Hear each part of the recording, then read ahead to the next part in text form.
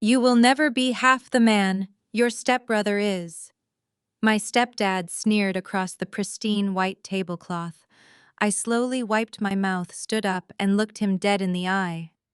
Good, I said, my voice cutting through the restaurant chatter.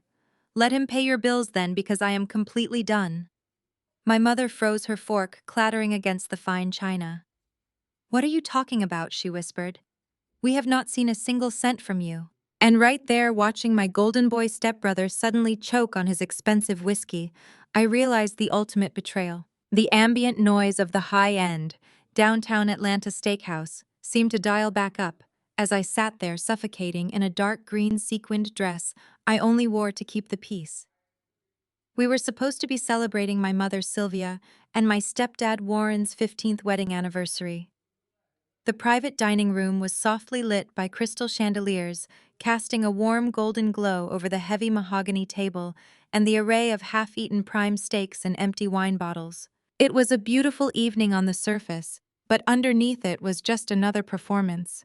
I was once again the captive audience to the Jamal show. Jamal, my stepbrother, sat directly across from me, radiating the kind of unearned arrogance that only comes from a lifetime of being told you are flawless.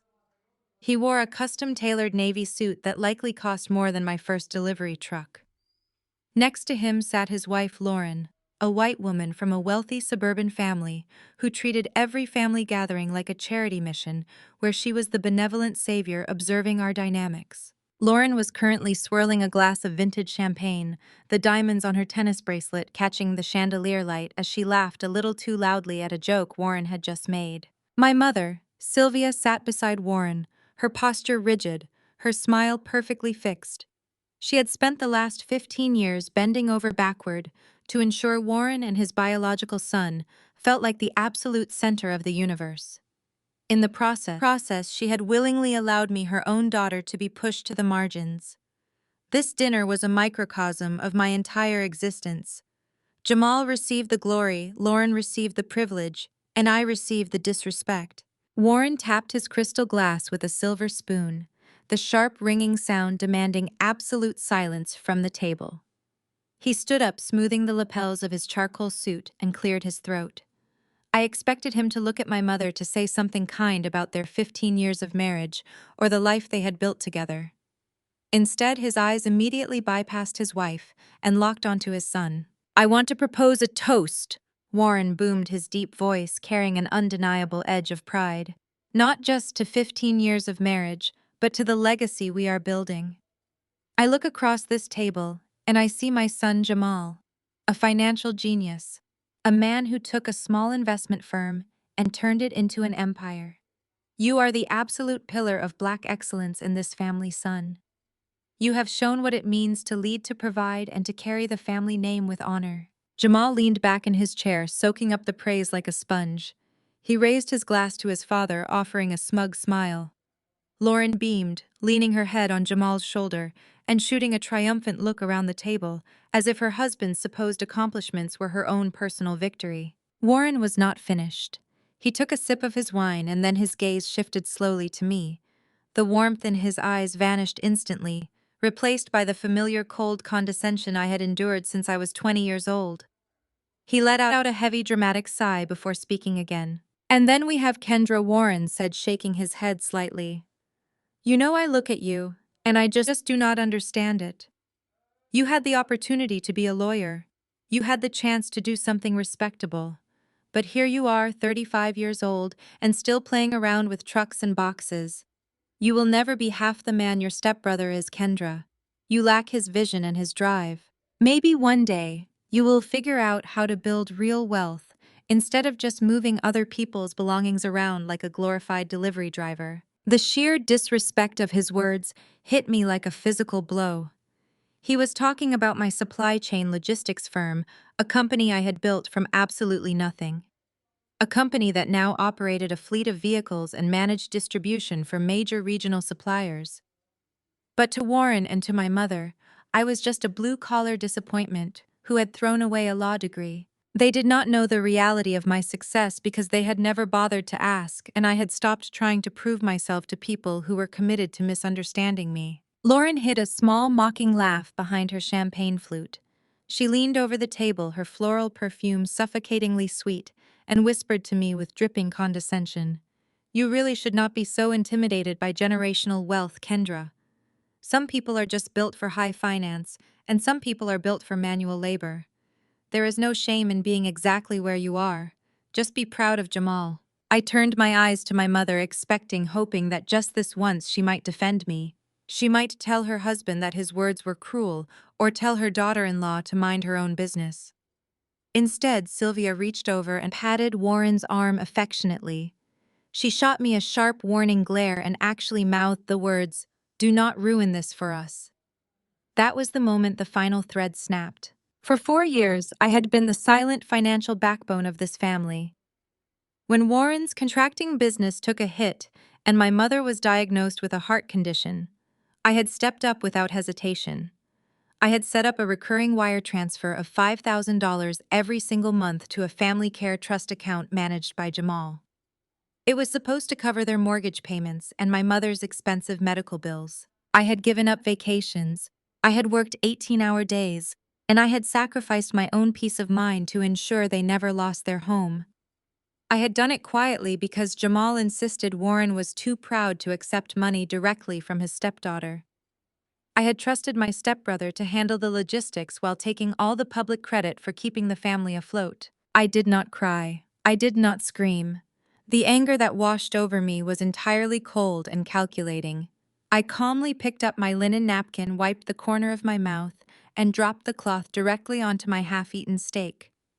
I stood up. I pushed my chair back and the heavy wood scraped loudly against the polished floor. The sound was harsh enough to slice through the soft music and the murmurs of the surrounding tables. Warren stopped talking, his brow furrowing in irritation at the interruption. Lauren rolled her eyes dramatically. Sylvia gasped, her hands fluttering to her chest in a panic over the impending breach of social etiquette. "Good," I said, my voice steady, perfectly modulated, and carrying an undeniable weight of absolute finality. "Let him pay your bills then, because I am completely done." Sylvia's practiced smile vanished instantly. She froze, staring at me as if I had suddenly spoken a foreign language. Her fork slipped from her trembling fingers and clattered loudly against her fine china plate. "What are you talking about, Kendra?" she asked, her voice tight with a mixture of confusion and profound embarrassment. "We have not seen a single cent from you since you dropped out of law school. Jamal has been paying for everything." The restaurant seemed to hold its collective breath. Across the table, Jamal suddenly started coughing violently. He choked on his expensive whiskey, his chest heaving as he gasped for air. His eyes darted frantically toward the exit, the smug arrogance entirely wiped from his features. The color drained completely from his face, leaving him looking pale and terrified. I looked at Jamal gripping the edge of the table as he struggled to breathe, and the horrific truth of the last 4 years slammed into me with the force of a freight train. The silence that followed my mother's declaration was heavier than any shout or scream could ever be. I stood there looking down at the people who had made me feel so incredibly small for so long. The $240,000 I had diligently wired over the last 48 months had never reached my parents. Jamal had stood at family dinners accepting praise for his financial generosity, while quietly pocketing the money I had sacrificed my own comfort to provide. I had let them belittle me, knowing full well that my so-called trucks and boxes were the only things keeping a roof over their heads. I stared at my mother, whose eyes were wide with genuine bewilderment, and then at Warren, whose arrogant sneer was slowly faltering into an expression of deep, unsettling confusion. I was done being the family scapegoat. I was done being the punching bag for their insecurities. The era of my silence was over and the reckoning was just beginning. I unlocked the screen of my phone and opened my corporate banking app, navigating straight to the recurring transfers page. The bright white screen illuminated the space between us as I slid the phone firmly across the pristine tablecloth directly toward my mother. $5,000 a month, Sylvia. I said, my voice steady and cold. For the last 4 years. Wired directly into the family care trust Jamal set up to cover your mortgage and your expensive medical bills. Sylvia stared at the screen, her eyes tracing the unmistakable lines of digital receipts, $240,000 total. Before she could even process the massive number, Jamal lunged across the wide mahogany table. He scrambled frantically, trying to snatch the phone from in front of her. His sudden violent movement knocked over a crystal water goblet, sending ice and cold water cascading directly into Lauren's lap. Lauren shrieked, jumping up and swatting furiously at her designer silk dress. "Kendra, this is a massive misunderstanding." Jamal stammered, his chest heaving as he gripped the edge of the table. "You do not understand how high-level finance works. It is corporate restructuring. The funds are tied up in investment lockup periods to generate maximum yield for the estate. You are just looking at a snapshot of a diversified portfolio." I looked at him with absolute unvarnished disgust. "Yield for the estate, Jamal?" I asked. "You told me the bank was threatening foreclosure 4 years ago, and that Warren was too proud to take charity from his stepdaughter. You swore you were managing my money to keep a roof over their heads. I am looking at a zero balance on a mortgage account while you wear a custom suit funded by my labor." Lauren immediately weaponized her tears. Her face crumpled into a mask of pure victimhood as she dabbed at her wet dress with a linen napkin. "Why are you doing this?" she cried loudly enough for the surrounding tables to turn and stare. "You are just an angry, bitter woman trying to humiliate my successful husband in public. You have always been so jealous of what we have built. You are attacking a successful black man because you are intimidated by our lifestyle, and you want a handout." Jealous of what? I shot back. "The luxury lifestyle my money is apparently funding. I expected Warren to explode at his biological son. I expected my mother to demand immediate answers, to ask Jamal where exactly $250,000 had gone, if not to her medical providers and the bank. Instead, Warren slammed his heavy fist onto the table, violently rattling the expensive silverware. "Lower your voice right now," Kendra Warren hissed, leaning forward with his teeth bared. "You are causing a scene. You are embarrassing us in front of the entire restaurant. We are not doing this here." Sylvia reached across the table and grabbed my wrist. Her grip was surprisingly tight, her manicured nails digging painfully into my skin. "Kendra, stop it," she pleaded, her voice a desperate, frantic whisper. "Jamal is building generational wealth. He has an image to maintain for Lauren's family. You know how hard it is for him in the corporate world. We will handle this privately. Do not ruin this night for your brother. Her family comes from real money, and they will not understand this kind of ghetto behavior." I stared at my mother, completely paralyzed by the sheer absurdity of her defense. She was actively shielding the man who had stolen her financial security just to protect his fragile ego and his standing with his wealthy white in-laws. They did not care about the blatant theft. They only cared about the public optics. It did not matter that I had sacrificed my own peace of mind working 18-hour days to keep them afloat. In their eyes, I was still just the aggressive problem child disrupting their perfect family illusion. I pulled my wrist out of Sylvia's grasp with a sharp jerk. I picked up my phone from the table, casually wiping off a few drops of spilled water from the screen. "I am not ruining anything, Sylvia," I said. "I am just balancing the books." I tapped the screen, dialing the premier service line for my corporate bank. I put the phone on the speakerphone and set it right in the center of the table. A polite customer service representative answered immediately, asking how she could assist me tonight. "Yes," I said, my voice projecting clearly over the tense silence of our table. "I need to permanently revoke a recurring wire transfer authorization. The recipient account is listed under Jamal and the Family Care Trust. Cancel it immediately and flag any future requests from that account as fraudulent." The representative confirmed the cancellation within seconds. I thanked her and ended the call. The satisfying click of the phone hanging up felt like a heavy chain snapping right off my shoulders. Jamal sat completely deflated, his mouth hanging open as he stared at the dark screen of my phone. Lauren was still crying softly, muttering about how unhinged I was, while Warren glared at me with pure, unadulterated hatred. "Since Jamal is the financial genius of the family, he can cover the bill tonight," I said, picking up my clutch. I turned my back on them and walked out of the private dining room. I kept my head held high, ignoring the stares of the other patrons and the murmurs rippling through the restaurant.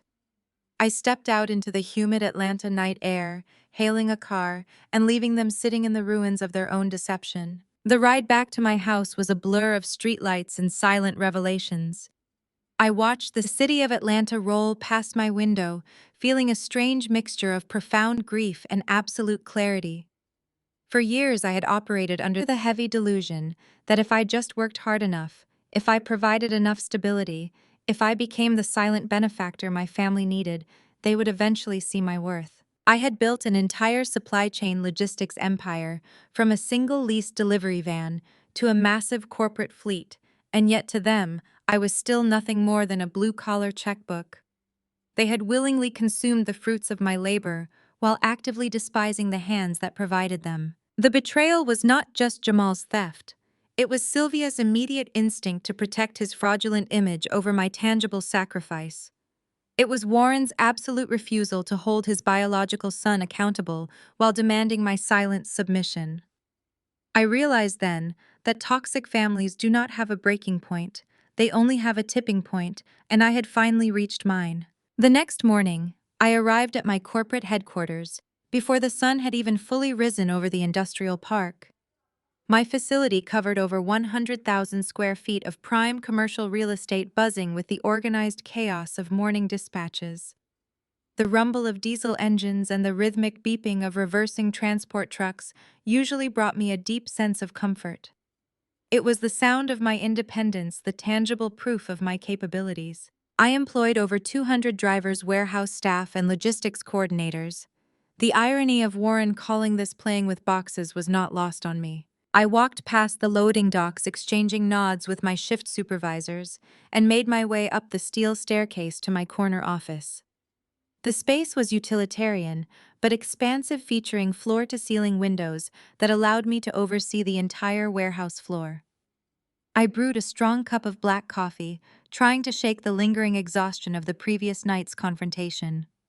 I sat behind my heavy oak desk, ready to bury myself in quarterly projection reports and fleet maintenance schedules. I needed the predictable logic of numbers and routing software to cleanse my mind of family drama. My executive assistant knocked softly on the open door, holding a small stack of the morning's mail. She set it on the corner of my desk, mentioning that a certified letter had arrived marked urgent. I thanked her and took a sip of my coffee, letting the hot, bitter liquid ground me. I reached for the thick, certified envelope bearing the official seal of a major national bank. The address block caught my eye immediately. It was addressed to my mother, Sylvia, but it had been mistakenly forwarded to my corporate headquarters address instead of my residential one. My business address was listed as the secondary contact on the original trust documents I had signed years ago, but I had never received correspondence here before. A cold knot formed in the pit of my stomach. I carefully tore the perforated edge of the envelope and pulled out the dense stack of legal documents. It was not a routine bank statement or a simple missed payment notification. The bold red lettering at the top of the first page sent a shockwave of ice straight through my veins. It was a formal pre-foreclosure warning. I read the document twice, my mind struggling to process the figures printed on the page. According to the bank notice, my parents' home was over 90 days past due on a massive secondary loan. But it was not the original mortgage I had been sending money to cover. Jamal had not just been pocketing my monthly $5,000 wire transfers to fund his luxury cars and Lauren's designer wardrobe. He had done something infinitely worse. The documents revealed a secondary line of credit extracted against the equity of the house for $300,000. Jamal had forged Sylvia's signature to take out a massive predatory loan, using his own parents' home as collateral to inject liquid cash into his failing investment firm. The house I grew up in, the property I had sacrificed 4 years of my life to protect, was literally weeks away from being seized by the bank. Jamal had drained the family dry and left them standing on a financial sinkhole, and the real shock was that they were entirely blind to the trap closing around them. I stared at the thick stack of bank papers spreading them across my heavy oak desk. The bold red lettering of the pre-foreclosure notice seemed to burn into my retinas. $300,000. Jamal had not just intercepted my wire transfers. He had systematically drained every single drop of equity out of the home my parents had worked their entire lives to buy. I flipped to the last page of the loan agreement, and there it was. My mother's signature, or rather a clumsy, desperate imitation of it. I knew Sylvia's handwriting intimately. I had watched her sign thousands of permission slips and report cards. The loops and slants on this document were rigid, forced, and undeniably forged. Jamal had committed federal mortgage fraud.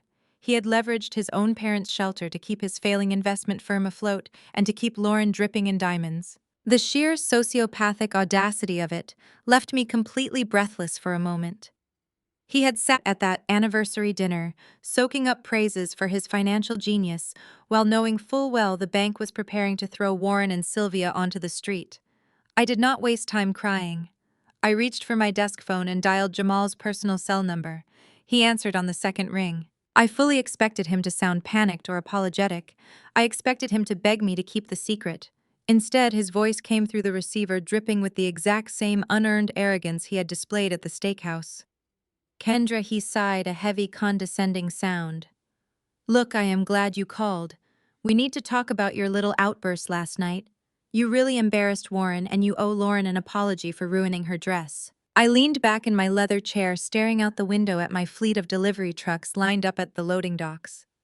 I am looking at a pre-foreclosure notice from Vanguard Financial, Jamal, I said, keeping my voice terrifyingly calm. A $300,000 secondary line of credit taken out against the family home, with a spectacularly forged version of Sylvia's signature on the final page. The line went dead silent. For a few seconds, the only sound was the distant hum of traffic outside his downtown office window. When he finally spoke, his tone had shifted from condescension to cornered aggression. You do not know what you are looking at, Kendra, he snapped. Real money requires leverage. That is how the system works. I am moving capital around to generate higher yields. You would not understand high-level finance because you run a glorified delivery service. It is a temporary liquidity issue, and it will be resolved by the end of the quarter. A temporary liquidity issue. I repeated the words, tasting like ash in my mouth. You stole my money, Jamal, and when that was not enough to fund your fake lifestyle, you committed federal fraud. The bank is going to take their house in less than 45 days. He let out a short, bitter laugh. And what exactly are you going to do about it, Kendra? Are you going to run to Sylvia and show her those papers? You know her heart condition is severe. Her blood pressure spiked just from your little temper tantrum last night. If you drop this on her, the shock will put her in the hospital or worse. Do you want to be responsible for putting your own mother in a hospital bed just to prove you are right? How is using my mother's fragile health as a human shield to protect his crimes? The utter lack of a moral compass was staggering. You have 48 hours to fix this, Jamal, I told him, my voice dropping to a dangerous whisper. Or I am not just going to the family. I am going to the authorities. I hung up the phone before he could respond. I needed to focus on damage control, but I barely had time to process the confrontation before my personal cell phone buzzed on the desk. It was a notification from the family group chat. I opened the message app. Lauren had just sent a massive block of text to the entire extended family, including aunts, uncles, and cousins who had not even been at the dinner. She was executing a preemptive strike, spinning the narrative to protect her husband. I am so heartbroken to even have to write this. Lauren texted, her digital words practically dripping with fake suburban fragility. Jamal and I wanted to keep this private, but Kendra caused a massive scene at Warren and Sylvia's anniversary dinner last night. We know her little trucking gig is failing, and she has been struggling financially, but screaming at Jamal for a handout in public was completely unacceptable. We are praying for her mental health and hoping she finds peace instead of tearing down a successful black man just because she is jealous. I read the message twice, my blood boiling hotter with every word. This white woman sitting in a mansion funded by my stolen money and my parents' stolen equity had the absolute nerve to weaponize my race and my business against me. She was actively painting me as the angry, bitter black woman attacking her successful husband to deflect from the fact that they were nothing but common thieves. My phone buzzed again and again as relatives began responding to the group chat, offering Lauren and Jamal their prayers and expressing their deep disappointment in my supposed behavior. I did not type a single word in response. Responding to a smear campaign only gives it oxygen. I simply took a screenshot of the entire thread and filed it away in a secure folder on my desktop. I was gathering my ammunition. I thought the group chat message was the extent of Lauren's retaliation. I underestimated the vindictive reach of a woman protecting her unearned privilege. 30 minutes later, there was a sharp knock on my office door. My director of operations, David, walked in holding a thick stack of manila folders. His usually calm face was tight with worry. "Kendra, we have a massive problem," David said, closing the door heavily behind him. "We just got a call from the City Council procurement office." I sat up straight, pushing the foreclosure documents aside. What happened? "We submitted the final bid for the municipal logistics contract yesterday. Our numbers were bulletproof. This contract was the crown jewel of our quarterly expansion. The city of Atlanta was restructuring its entire municipal supply distribution network. Winning this bid meant a multi-million-dollar injection into my company, securing our dominance in the southeastern region for the next decade. We had the best fleet, the best routing software, and the most competitive pricing model. It was supposed to be a guaranteed win." David sighed, rubbing the back of his neck. "Procurement just flagged our application for an emergency review. They are claiming there is a sudden irregularity in our financial disclosures and union compliance records. They are talking about disqualifying our bid entirely." "That is impossible," I said, standing up and moving around my desk. "We passed the preliminary audit with flying colors. Who flagged it?" David flipped open the folder and pointed to a name on the review committee notice. "Councilman Sterling, the chairman of the procurement board." The name hit me like a physical strike. Councilman Sterling was not just a city official. He was a prominent member of the ultra-exclusive Buckhead Country Club, the exact same country club where Lauren's father served on the executive board. The same father who had funded Lauren's lavish wedding to Jamal and who regularly played golf with the city's elite. Lauren had not stopped at a passive-aggressive text message. She had gone straight to her daddy. She had weaponized her family's generational wealth and societal connections to launch a direct targeted strike against my livelihood. She figured if she could destroy my company, cut off my income, and ruin my professional reputation, I would be too busy surviving to expose Jamal's mortgage fraud. She wanted to crush me so completely that I would have no choice but to crawl back into the shadows and stay quiet. They honestly believed they could break me. They thought because I built my empire with my own two hands instead of inheriting it through a country club membership that I was an easy target. They looked at my warehouses and my trucks and saw vulnerability. They had no idea what kind of war they had just started. "Tell the legal team to clear their schedules," I told David, my voice entirely devoid of panic. "Pull every piece of raw data from our dispatch logs, our union payrolls, and our safety inspections. We are not just going to answer their emergency review. We are going to bury them in so much undeniable compliance data that disqualifying us would trigger a federal discrimination lawsuit." David nodded, the worry in his eyes replaced by a sharp, focused determination. "You got it, boss." As he hurried out of the office, I looked back down at the pre-foreclosure notice sitting on my desk. Jamal and Lauren thought they held all the power because they knew how to manipulate the system and lie to the family. They thought throwing their weight around with city council members would intimidate me. But intimidation only works on people who have something to hide. I had nothing to hide and absolutely everything to protect. I picked up the fraudulent bank documents and locked them safely inside my heavy steel filing cabinet.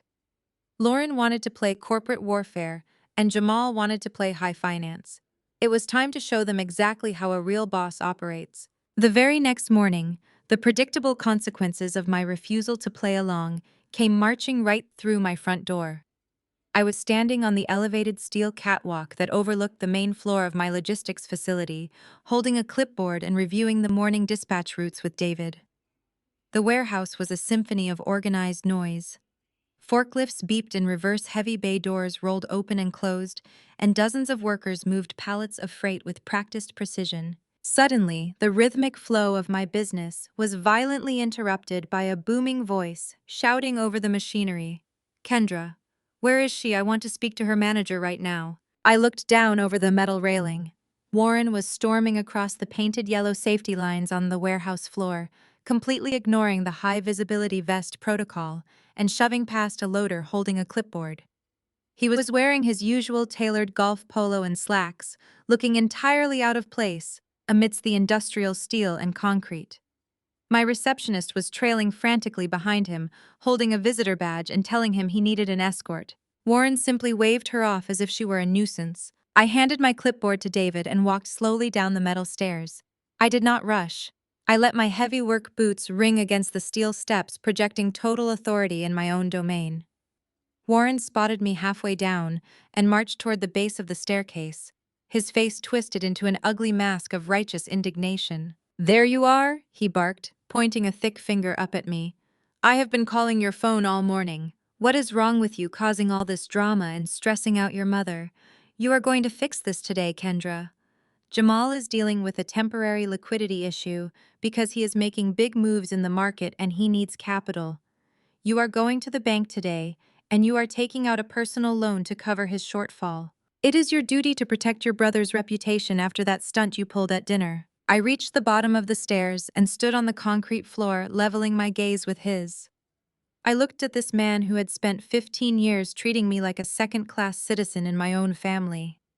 He actually believed he could walk into my workplace and demand I take on personal debt to fund the golden child's fraudulent lifestyle. "I am not taking out a loan for a thief, Warren," I said, my voice dangerously quiet, but cutting through the noise of the warehouse.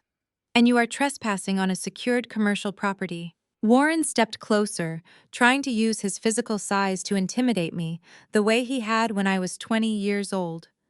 "You listen to me, you arrogant little girl," he hissed. "Jamal is building a legacy for this family while you are still pushing boxes around. If you do not go to the bank right now and wire him that money, I am going straight to the head office. I will find whoever runs this facility, and I will tell them exactly what kind of ungrateful, disruptive person they have on their payroll. I will have your wages garnished to pay back the family for everything we spent raising you. I will have you fired by the end of the day." He stood there breathing heavily, completely satisfied with his threat. He honestly believed I was just a middle manager in a company owned by someone else. He thought the glass walls of the corner office upstairs belonged to a boss he could manipulate. I did not flinch. I did not raise my voice. I simply raised my hand and signaled to Terrence, my head of security, who had been standing quietly 10 feet away, waiting for my command. Terrence, a former Marine who stood 6'4", stepped forward immediately. I looked Warren dead in the eye and delivered the reality check he had desperately needed for 15 years. "I am the boss, Warren." I said, my tone absolute and chillingly calm. "I own the building, I own the trucks, and I own the payroll you are currently standing on. Now get out of my facility before I have you arrested for criminal trespassing." Warren's face went completely slack. The arrogant sneer melted off his features, replaced by a look of profound, staggering shock. He looked up at the expansive warehouse ceiling, taking in the massive scale of the operation. The dozens of commercial trucks lined up outside and the hundreds of employees moving freight. Then he looked back at me, his mouth opening and closing, as he struggled to reconcile the blue-collar disappointment he had fabricated in his mind with the multi-million-dollar CEO standing right in front of him. Terrence placed a heavy, firm hand on Warren's shoulder. "It is time to go, sir," Terrence said, his voice leaving absolutely no room for debate. Warren did not say another word. He turned and let Terrence escort him across the warehouse floor and out the glass front doors, looking smaller and more fragile than I had ever seen him. I did not have time to revel in the victory. The clock was ticking on Lauren's sabotage, and I had a city council to conquer. I walked straight back up the stairs and into my office, where David had assembled the legal and compliance teams. The conference table was covered in thick binders containing every piece of data related to our municipal bid. Lauren thought her father's country club connections could quietly sink my application in a closed-door committee meeting. She assumed I would wait defensively for a rejection letter. She assumed incorrectly. "Grab the boxes," I told my team. "We are not waiting for their emergency review hearing next week. We are going to the municipal building right now." We drove a convoy of black SUVs directly to the Atlanta City Council building. I bypassed the procurement office entirely and requested an immediate emergency audience with the mayor's chief of staff and the city's legal counsel. When they tried to tell me I needed an appointment, I instructed my corporate attorney to politely inform them that if they did not review our compliance data right, that second we would be filing a massive federal lawsuit against the city for racial discrimination and corrupt bidding practices involving Councilman Sterling. The doors opened very quickly after that. We sat in a large oak-paneled conference room with the highest-ranking officials in the city's procurement division, including Councilman Sterling, who looked incredibly uncomfortable sweating through his expensive tailored suit. He tried to claim that my company had red flags regarding union payroll compliance and financial stability, citing anonymous tips from concerned citizens. I smiled and pushed a 300-page bound audit directly across the table to the Chief of Staff. There are no red flags, I stated smoothly. You are looking at 5 years of flawless union compliance records, spotless safety inspections, and a financial backing that shows we operate with zero high-risk debt. Our bid saves the city $4 million a year while increasing delivery efficiency by 20%. Now I understand Councilman Sterling may have received pressure from certain associates at the Buckhead Country Club to favor a competing vendor, but I assure you, disqualifying the most qualified minority-owned business in the state based on a country club favor will not look good on the evening news. Councilman Sterling turned the color of chalk. The Chief of Staff flipped through our flawless audit, his eyes widening at the undeniable quality of our logistical model. He looked at Sterling, then back at me. He knew exactly what was happening, and he wanted no part of a federal corruption scandal. There is clearly no issue here, the Chief of Staff said, closing the binder definitively. Your bid is immaculate. The emergency review is officially dismissed, and we look forward to finalizing the contract with your firm by Friday. I walked out of the municipal building into the bright Georgia sunshine, having completely crushed Lauren's pathetic attempt to destroy my livelihood. I had just secured a contract that would inject massive capital into my business, elevating my company into an entirely new stratosphere of wealth. But the true victory came later that afternoon, when I sat down with my lead corporate attorney in my office to finalize the background bonding requirements for the new city contract. We needed to prove our liquid asset capabilities, and during that deep dive financial review, my attorney discovered something that stopped the breath in my lungs. Kendra, my attorney said, turning his laptop screen toward me. While we were mapping out our new asset acquisitions, I had the analysts run a quiet sweep on Vanguard financials, current market movements, just to see where the banking sector is leaning. I know you mentioned Vanguard yesterday regarding that fraudulent secondary mortgage your stepbrother took out. I leaned forward, staring at the screen. What did you find? Vanguard is quietly shedding high-risk liabilities to balance their books for the quarter. My attorney explained, tapping a specific line of data. They have bundled a massive portfolio of distressed debt and non-performing commercial loans. They are quietly auctioning it off to private equity buyers by the end of the week to clear their ledgers. I looked closely at the data set, and my heart began to pound with a heavy, rhythmic certainty. The portfolio up for auction included the underwater commercial loans tying up Jamal's failing investment firm. But more importantly, it included the $300,000 secondary mortgage he had fraudulently taken out against my parents' home. If a private equity buyer purchased that portfolio, they would immediately initiate foreclosure proceedings to liquidate the assets and recoup their investment. Warren and Sylvia would be thrown out onto the street by a faceless corporation within a month, and Jamal would be bankrupted entirely, unless I bought it first. I sat back in my chair, my mind calculating the exact amount of capital I had just secured from the municipal contract. Lauren and Jamal had spent the last 4 years treating me like an inferior servant, relying on my stolen money to fund their arrogance. Warren had walked into my building and demanded I take out loans to protect the very man who had robbed his home of its equity. They thought they controlled the board because they played dirty. They had no idea that I was about to buy the entire board out from under them. With the trap fully set, I turned my attention to the weekend ahead. The night before the grand vow renewal, Warren and Sylvia were hosting an intimate pre-party gathering at their house. It was supposed to be a warm family dinner for Lauren's wealthy white relatives who had flown in for the event. I knew it would be nothing more than another stage for Warren to belittle me and praise his golden son, but I needed to be there. I needed to walk into the home I now technically owned and watch them play their roles one last time. I arrived at the house wearing a simple, understated charcoal dress, carrying the leather-bound dossier casually under my arm. The driveway was packed with luxury sedans, and the house was buzzing with laughter and the clinking of wine glasses. I stepped through the front door, and the atmosphere immediately shifted. Warren was holding court in the center of the living room, a glass of expensive bourbon in his hand. He was surrounded by Lauren's father and several of her uncles. As soon as he saw me walk in, his chest puffed out and his voice grew louder, ensuring everyone in the room could hear him. "Ah, here is our logistics manager," Warren boomed, gesturing toward me with a condescending chuckle. "I was just telling Richard here about your little trucking business, Kendra." I told him it is honest work for people who do not have the mind for corporate strategy. Lauren's father, Richard, chuckled, swirling his wine. "Well, we always need people to deliver the packages, Warren. It keeps the real economy moving." Warren beamed, soaking up the validation from his wealthy white counterpart. "Exactly, Richard. But thankfully we have Jamal to handle the real heavy lifting in this family." Jamal just saved this very estate from a predatory bank trying to force a bad loan on us. The boy is a wizard. He protected our legacy without breaking a sweat.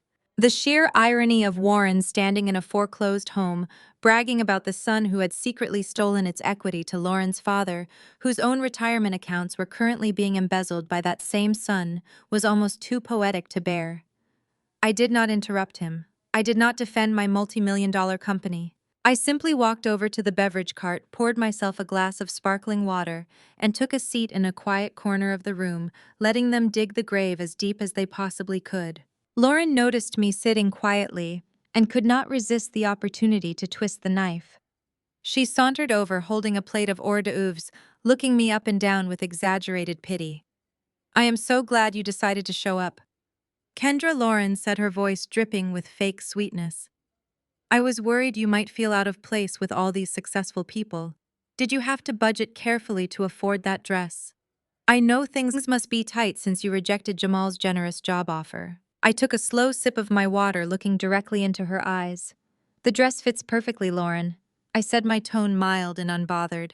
"And I assure you my budget is exactly where it needs to be." Lauren scoffed, rolling her eyes and walking away to join Jamal, who was busy shaking hands and playing the role of the triumphant self-made billionaire. A few minutes later, Sylvia appeared at my side. She grabbed my arm tightly, pulling me away from the living room and into the quiet of the kitchen. Her face was tense, her eyes darting nervously toward the hallway to ensure no one was watching us. "Kendra, I need you to promise me you will not cause any problems tomorrow," Sylvia whispered fiercely, her grip tightening on my arm. "Jamal is destined for greatness. He is building something incredible with Lauren and her family. You are just surviving. I know it is hard for you to see him succeed while you struggle, but you need to accept your place. Do not embarrass us. Just sit quietly at your table and let your brother shine." I looked at my mother, completely devoid of any remaining emotional attachment. She was so desperate to cling to the illusion of Jamal's perfection that she was willing to crush her own daughter to maintain it. She had chosen her golden child, and she had chosen to protect a lie. I reached into my bag and pulled out a thick, sealed black envelope. I had prepared it specifically for this moment. I placed it directly into Sylvia's hands. She looked down at it, confused. "What is this?" she asked, turning the heavy envelope over. "Do not open this until Jamal gives his toast tomorrow at the reception." I told her, my voice echoing with a cold, absolute certainty. "It is my wedding gift to the family. Make sure Warren is standing right next to you when you read it." Sylvia frowned, looking from the envelope back to my face, but the severity in my eyes stopped her from asking any further questions. She slipped the black envelope into her purse, nodding slowly. "I will be perfectly quiet tomorrow, Sylvia," I promised, stepping away from her. "I will just let Jamal do all the talking." The heavy gold-foiled envelope sat in the center of my desk, catching the afternoon sunlight streaming through my office windows. It looked entirely out of place amidst my operational reports and logistical routing schedules. The return address was embossed in elegant cursive, showcasing Jamal and Lauren's spectacular delusion of grandeur. They were drowning in federal scrutiny, their assets were severely underwater, and Jamal had secretly mortgaged my parents' home to the absolute brink of foreclosure. Yet here they were spending thousands of dollars on custom stationery to announce a lavish 5-year vow renewal. I picked up the thick envelope, feeling the weight of the expensive cardstock. I slid my letter opener through the seal and pulled out the invitation. It was a masterclass in pretentious suburban excess, detailing a weekend of events at one of the most exclusive sprawling botanical estates in the city. But it was not the elegant calligraphy or the excessive schedule of events that caught my attention. It was the small neon yellow sticky note aggressively slapped right over the venue details. The handwriting was unmistakably Lauren's, composed of sharp judgmental angles and forceful loops. We expect you to be on your best behavior, Kendra. You are seated at table 14 near the kitchen. Do not embarrass us. I stared at that small square of yellow paper, and a cold, calculated calm washed over me completely. They were inviting me purely to put me in my place. They wanted me in the room solely so they could relegate me to the shadows, making absolutely sure I witnessed their supposed triumph while sitting among the catering staff and the forgotten distant relatives. Lauren wanted to remind me that no matter what I built, I would always be the outcast, the blue-collar stepdaughter who did not belong at the main table. I slowly peeled the sticky note off the pristine cardstock and dropped it into my trash bin. I did not throw the invitation away. I did not call my mother to complain about the disrespect. I simply logged on to their pretentious custom wedding website and proudly submitted my response. I RSVP'd yes to all events. I even made sure to check the box for the premium steak dinner option.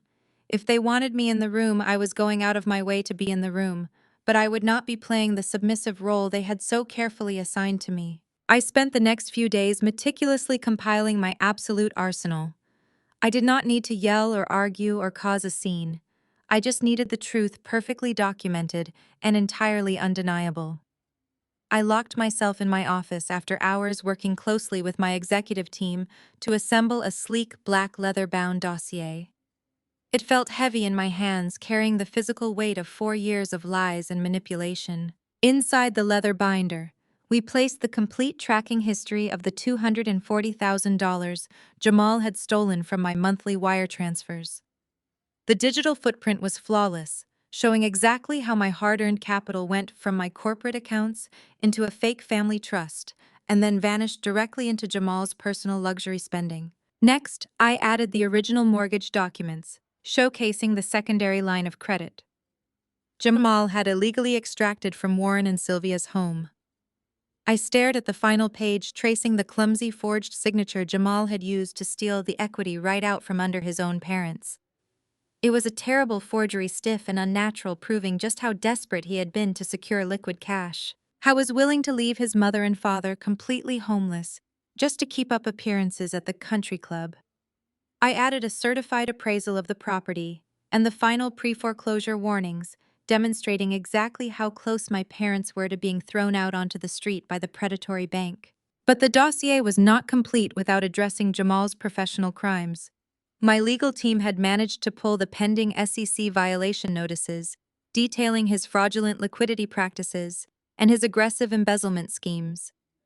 He had been quietly moving funds from his wealthy investors, including Lauren's own father, to cover his massive market losses. I arranged the federal audit warnings in chronological order, creating a devastating timeline of a man who was moments away from federal indictment.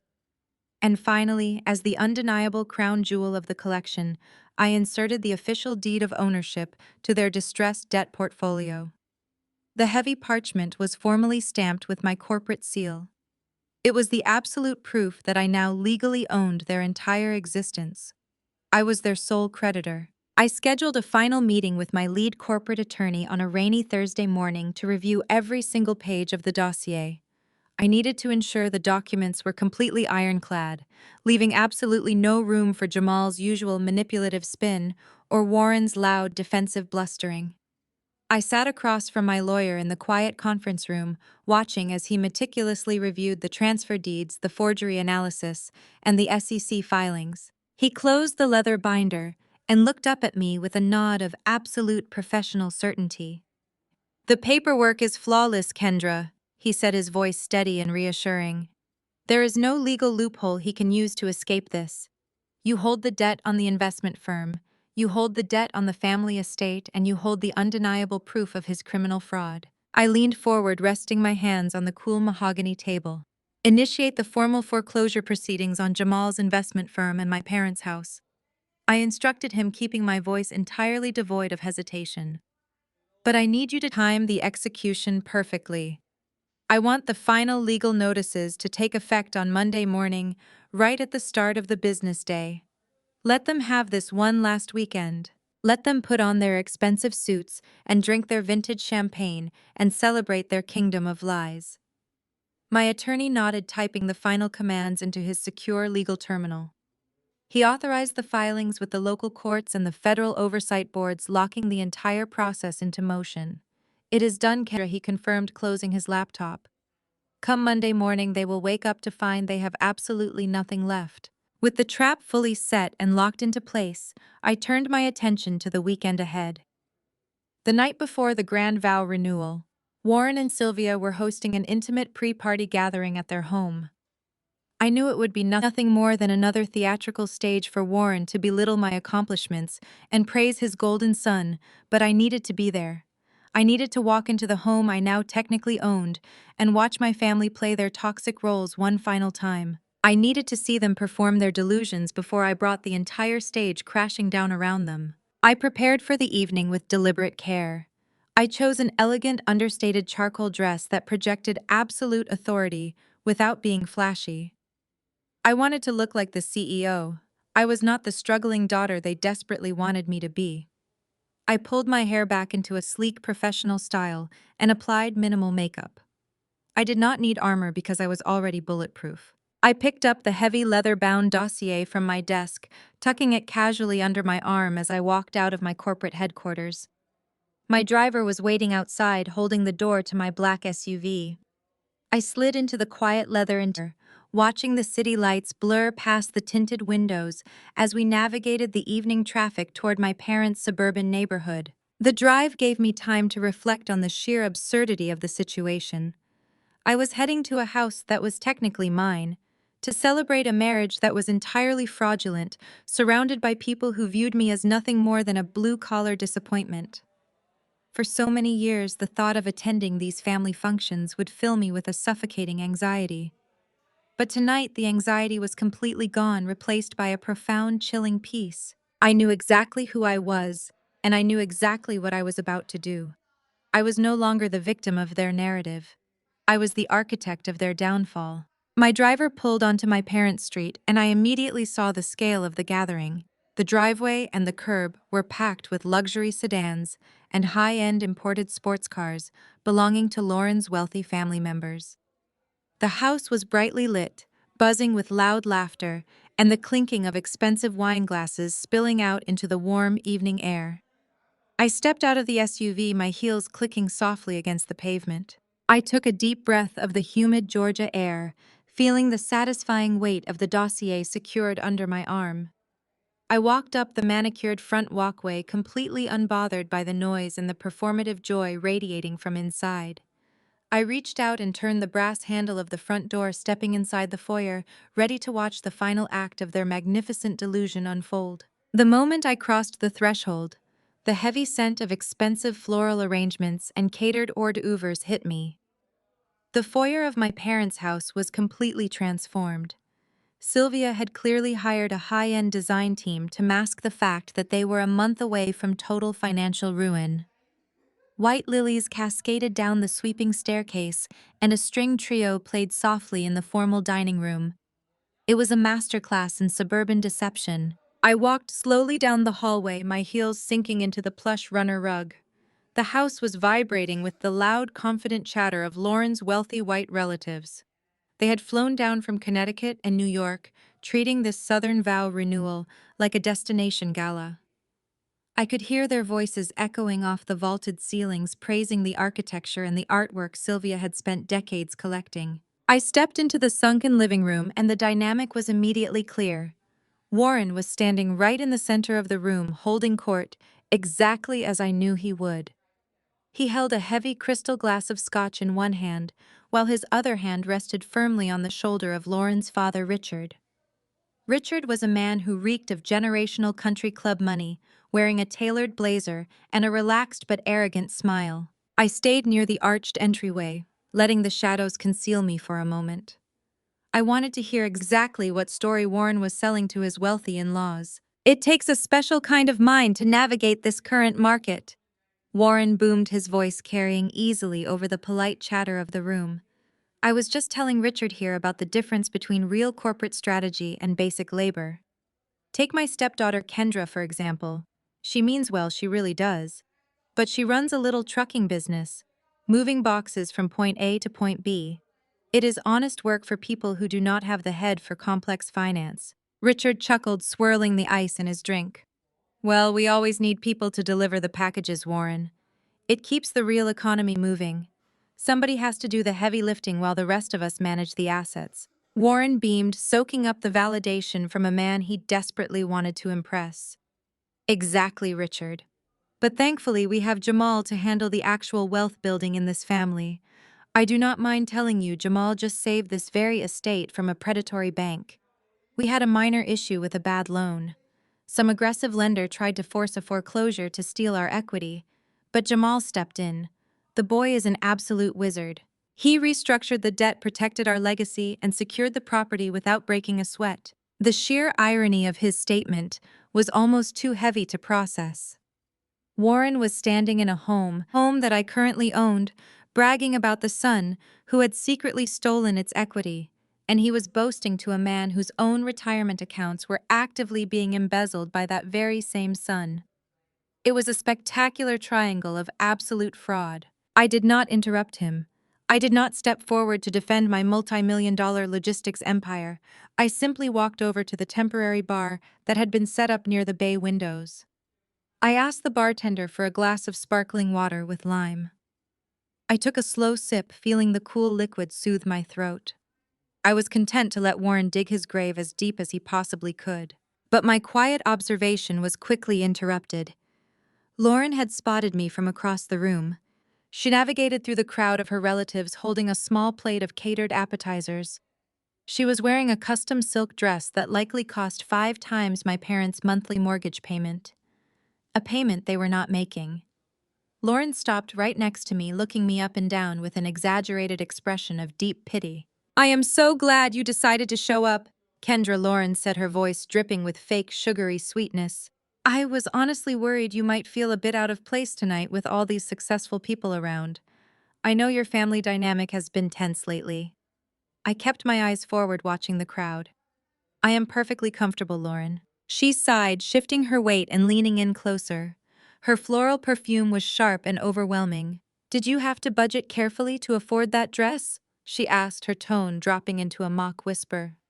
I know things must be extremely tight for you since you rejected Jamal's generous job offer. He really wanted to help elevate you out of your current situation. Give you a taste of the corporate world.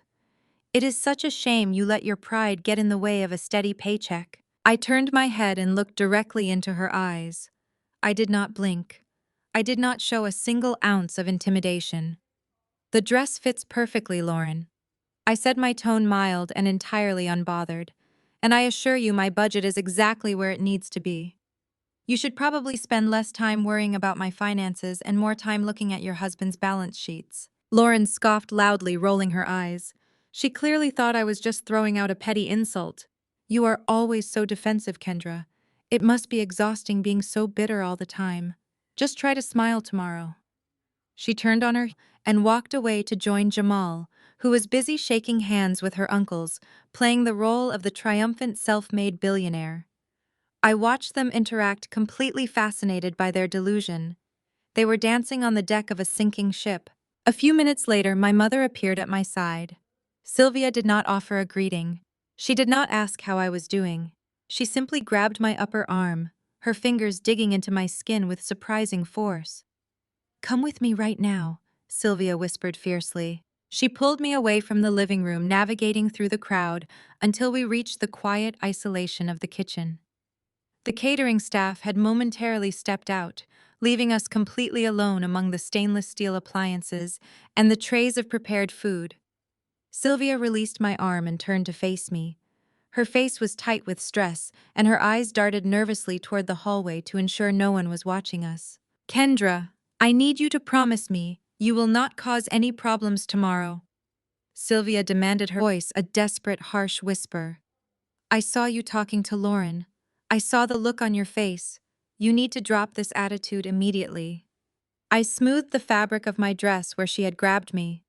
I was just having a polite conversation with my sister-in-law, Sylvia. Do not play games with me, Sylvia snapped, stepping closer.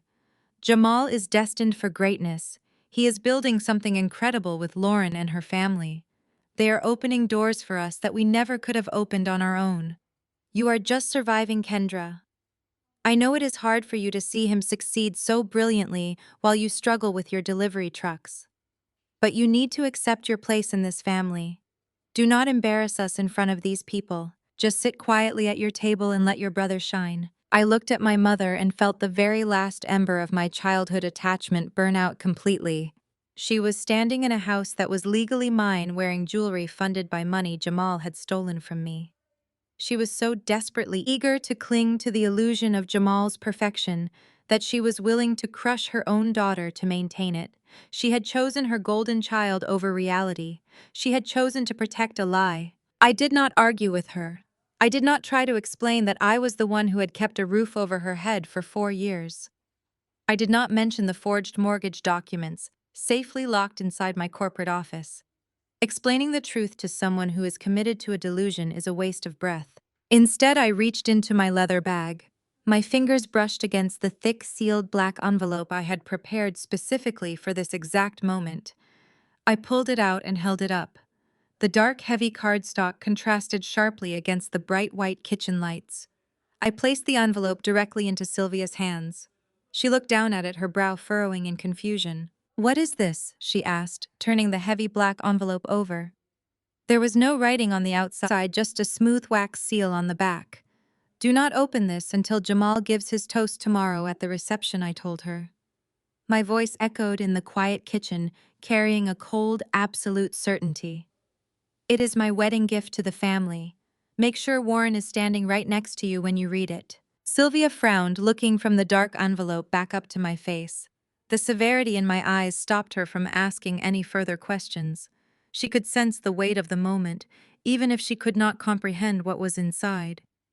She slowly slipped the black envelope into her designer purse, nodding with hesitant agreement. "I will be perfectly quiet tomorrow." "Sylvia," I promised, taking a step backward toward the hallway. "I will not cause a single scene during the ceremony. I will just sit at my table in the back and let Jamal do all the talking." I turned around and walked out of the kitchen, leaving my mother alone with the envelope that held the absolute destruction of her entire world. I navigated my way through the crowded living room, slipping past Warren and Richard's loud conversation, and walked out the front door. The cool night air hit my face as I stepped onto the driveway. The stage was perfectly set. The actors were all in their places, holding tightly to their fabricated scripts. All that was left was for the sun to rise on the day of the vow renewal, so I could finally pull the curtain down. The morning of the vow renewal dawned bright and unseasonably warm. I woke up in my own bed, remarkably rested.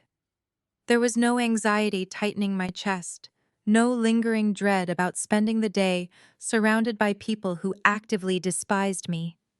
I drank my coffee, reviewed my corporate routing metrics for the upcoming week, and dressed with the precision of a soldier preparing for a final flawless campaign. The sprawling botanical estate Lauren had selected for the event was located 45 minutes outside the city limits. It was a massive historic property, famous for its manicured terraced gardens and towering glass conservatories. When my driver pulled through the wrought iron security gates, the sheer sickening opulence of the spectacle hit me immediately. Valets in crisp, white uniforms rushed to open doors for a steady stream of high society guests. Women in pastel designer gowns and men in tailored summer suits strolled along the cobblestone paths, sipping craft cocktails. They had transformed the main conservatory into a reception hall that looked like it belonged in a royal palace rather than a suburban Atlanta suburb. I stepped out of my car and walked toward the massive glass structure. Inside, the air was heavily perfumed with thousands of imported white orchids. Two massive ice sculptures, intricately carved to resemble swans, flanked the entrance, slowly melting under the warm glow of string lights. A live jazz band played smooth, upbeat melodies on a raised wooden stage. Waiters in black ties circulated carrying silver trays loaded with caviar and vintage champagne. It was a breathtaking display of extreme wealth, and every single flower, every drop of champagne, every note played by the jazz band was funded by federal mortgage fraud and stolen capital. I found the seating chart elegantly displayed on a massive gilded mirror near the entrance. I traced my finger down the list of names, moving past the VIP tables, the family tables, and the prominent business associates. There at the very bottom, written in small cursive script, was my name, Table 14. I navigated through the sea of perfectly decorated round tables, moving further and further away from the grand head table where Jamal and Lauren would sit. I kept walking until I hit the absolute back wall of the conservatory. Table 14 was wedged tightly into a dark corner, positioned directly next to the heavy swinging wooden doors of the catering kitchen. I pulled out my chair and sat down.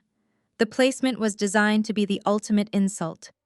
Every few minutes, a waiter would push through the doors, letting out a blast of hot air and the loud clattering sounds of washing dishes.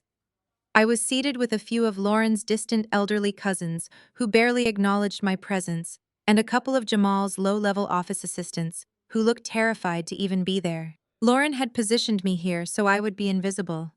She wanted me to watch her spectacular triumph from the absolute lowest vantage point possible. She wanted me to feel the full weight of my supposed inferiority. I took a sip from my water glass and smiled. I actually loved the seat. It gave me a perfect, unobstructed view of the entire room. I could see all the moving pieces. I could see the exits. I could see Warren working the crowd, and I could see my mother sitting rigidly at the front table, clutching her designer purse tightly in her lap. She had not let go of it since last night. The afternoon flowed into evening. The elaborate five-course dinner was served and cleared. The sun dipped below the horizon, casting a deep twilight blue through the glass ceiling of the conservatory. The jazz band transitioned into soft instrumental background music, signaling that the time for speeches had arrived. The room grew quiet as the clinking of silverware faded. Warren stood up from the head table, tapping his crystal champagne flute. He walked over to the microphone stand positioned in the center of the dance floor, his chest puffed out with absolute pride. The spotlight hit him, illuminating his expensive tuxedo. "Thank you all for joining us tonight," Warren began, his deep voice echoing through the massive glass room. "When I look around this beautiful estate, I am overwhelmed with gratitude. But mostly I am overwhelmed with pride for the man sitting right here." Warren gestured broadly toward Jamal, who was leaning back in his chair holding Lauren's hand and soaking up the adoration. Warren placed a hand over his heart, his eyes shining with performative, unshed tears. "A father only ever wants his son to be a good man." Warren continued, his voice thick with fake emotion. "But Jamal, you are so much more than a good man. You are a titan. You have built an incredible business from the ground up through sheer determination and absolute integrity. You lead with a moral compass that inspires everyone around you. In a world full of shortcuts, you have always taken the high road. You are a protector, a provider, and the truest son a man could ever ask for. I am so deeply honored to call you my boy." The room erupted into applause. Lauren's wealthy relatives nodded approvingly, raising their glasses. Sylvia wiped a tear from her cheek, beaming with maternal pride. I sat in the dark corner by the kitchen doors, perfectly still. Hearing a man praise the absolute integrity of a son who had literally stolen his own parents' home out from under them was a level of psychological delusion that belonged in a medical textbook. The applause died down as Warren handed the microphone directly to Jamal. Jamal stood up, smoothing his tailored jacket. He picked up his glass of vintage champagne and stepped into the spotlight. He looked out over the crowd, his chest broad, his posture screaming arrogance. "Thank you, Dad," Jamal said, his voice smooth and practiced. "And thank you to everyone who flew in to celebrate with Lauren and me today. Building an empire is not easy. It takes vision. It takes sacrifice. It takes a relentless commitment to excellence." Jamal began pacing slowly across the dance floor. He was treating this vow renewal like a corporate keynote address. "When I started my firm, people told me I was dreaming too big." Jamal continued, projecting his voice to reach the very back of the room. "I faced obstacles from every direction. I even faced haters within my own circle. People who lacked the capacity to understand real wealth building. People who wanted to drag me down to their level just because they were too bitter to elevate themselves. As he spoke those words, Jamal's eyes scanned the room and locked directly onto me, sitting in the shadows of table 14. He stared right at me, a smug, victorious sneer playing on his lips. He was using his moment in the sun to publicly humiliate me one final time. He thought he had completely won. He thought he had successfully stolen my money, defrauded his parents, secured Lauren's wealth, and pushed me into permanent submission. But I stand here today, surrounded by true success, Jamal declared, raising his glass higher still, maintaining eye contact with me. Because God protects the righteous. God rewards those who put in the work. So here's to 5 years of beautiful marriage to Lauren and to a lifetime of generational wealth. The crowd broke into massive applause. People stood up from their chairs, cheering and clapping. Lauren walked over to Jamal, wrapping her arms around his neck and kissing him dramatically for the photographer standing nearby. I did not clap. I did not raise my glass. I stood up. I pushed my heavy wooden chair back against the marble floor. I did not do it softly. The loud, harsh scrape of the wood against the stone cut through the tail end of the applause like a sudden gunshot. Several people near the back turned to look at me. The elderly cousins at my table stopped clapping, staring up at me in confusion. I stepped away from the table and walked out of the shadows. I did not yell. I did not rush. I projected my voice from my diaphragm, using the same calm, commanding tone I used to direct 200 warehouse employees over the roar of diesel engines. It was a voice that demanded absolute obedience. "Sylvia," I said. My voice sliced right through the lingering cheers. It echoed off the glass walls of the conservatory, hitting the head table with perfect clarity. The remaining applause died instantly. The room went completely, entirely silent. Hundreds of high society guests froze, turning their heads to look at the woman standing in the back by the kitchen doors. Jamal lowered his champagne glass, his smug smile faltering. Lauren stopped posing for the photographer, her eyes narrowing in sudden fury. Warren gripped the edge of his table, his face turning a deep shade of red as he realized I was actually speaking. "Sylvia," I said again, my tone carrying a penetrating, terrifying calm. "Open the envelope." The silence hung over the grand conservatory, heavy and suffocating like a thick winter blanket. Sylvia stared at me from the distant head table, her hands trembling violently as they hovered over her designer clutch. She looked completely terrified, caught between the commanding authority in my voice and the desperate need to maintain her perfect societal illusion in front of hundreds of wealthy guests. "Open the envelope," I commanded again, my voice completely unwavering, slicing right through the quiet room. Warren looked down at his wife, his face flushed with a mixture of sudden anger and deep, unsettling confusion. He reached out a heavy hand, attempting to stop her, but Sylvia was already pulling the thick black cardstock from the depths of her purse. Her manicured fingers shook so badly she could barely break the smooth wax seal. I watched her pull out the folded legal documents. The entire room seemed to hold its breath, watching this strange, unexpected intermission. It took only a few excruciating seconds for her brain to process the bold red lettering of the official notice of eviction and the certified copy of the true deed to her home. The color completely drained from her face, leaving her looking gray, hollow, and entirely broken. The vintage champagne glass she had been gripping in her other hand slipped from her numb fingers. It hit the polished marble floor with a sharp, loud crash, sending shattered crystal and expensive liquor flying across the stone. Warren jumped back, cursing loudly as the glass and alcohol sprayed against the cuffs of his tailored trousers. "What is wrong with you?" Sylvia Warren demanded, snatching the papers directly from her trembling hands. He looked down at those documents and his jaw practically unhinged. His eyes darted across the pages, absorbing the brutal reality of the foreclosure notice. I did not wait for his reaction to fully materialize into words. I stepped away from the shadows of table 14 and began my slow, deliberate walk down the center aisle of the grand conservatory. The hundreds of high society guests parted, automatically pulling their chairs in and holding their breath as I moved past them. The silence was so absolute that the only sound in the massive room was the steady, confident click of my heels against the marble floor. I did not look at the melting ice sculptures, or the terrified catering staff who had frozen by the swinging doors.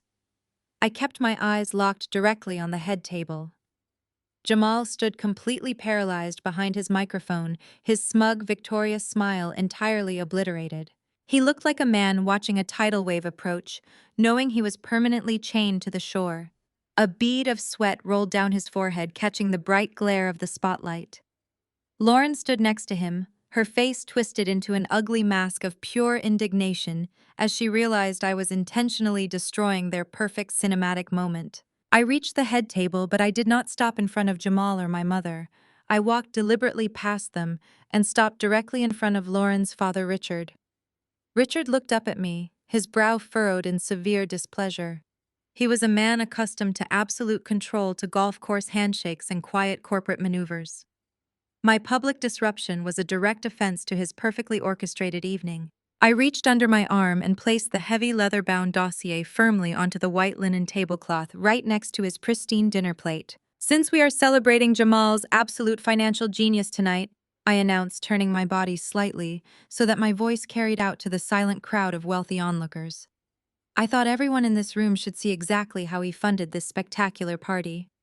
I pointed down at the thick leather binder. "Inside that dossier, you will find the complete, flawless digital tracking history showing how Jamal spent the last 4 years systematically stealing $250,000 from his own sister." A collective sharp gasp rippled through the conservatory. Guests leaned forward in their chairs, their eyes wide with shock. Murmurs began to break out among the country club elite. "But that is just his pocket change." I continued, smoothly turning my gaze back to Richard, ensuring he felt the full weight of my words. "He also committed federal mortgage fraud against his own parents, forging his mother's signature to extract $300,000 of equity from their home just to keep his failing investment firm afloat. The house they are currently sleeping in is being foreclosed on, and they have absolutely nothing left." The revelation dropped like a live grenade onto the head table. Warren let out a strangled sound, looking from the documents in his hand to his son, his eyes wide with horrified realization. Sylvia covered her mouth with both hands, a silent sob racking her shoulders. The pristine image they had spent 15 years building was disintegrating in real time. Richard stared down at the dossier, his expression hardening as he reached out to open the leather cover. He flipped to the first page, seeing the undeniable banking records and the forged mortgage signatures bearing the official county seals. Jamal finally snapped out of his paralysis. The sheer panic overrode his shock. He lunged across the table, grabbing the microphone stand with sweaty, desperate hands. "She is lying," Jamal shouted, his voice cracking as it echoed harshly through the venue speakers. "Do not listen to a single word she says. She is a jealous, unstable woman who has hated me my entire life because she could never achieve what I have built. She fabricated those documents. It is all a lie. She runs a delivery company. She does not know anything about finance.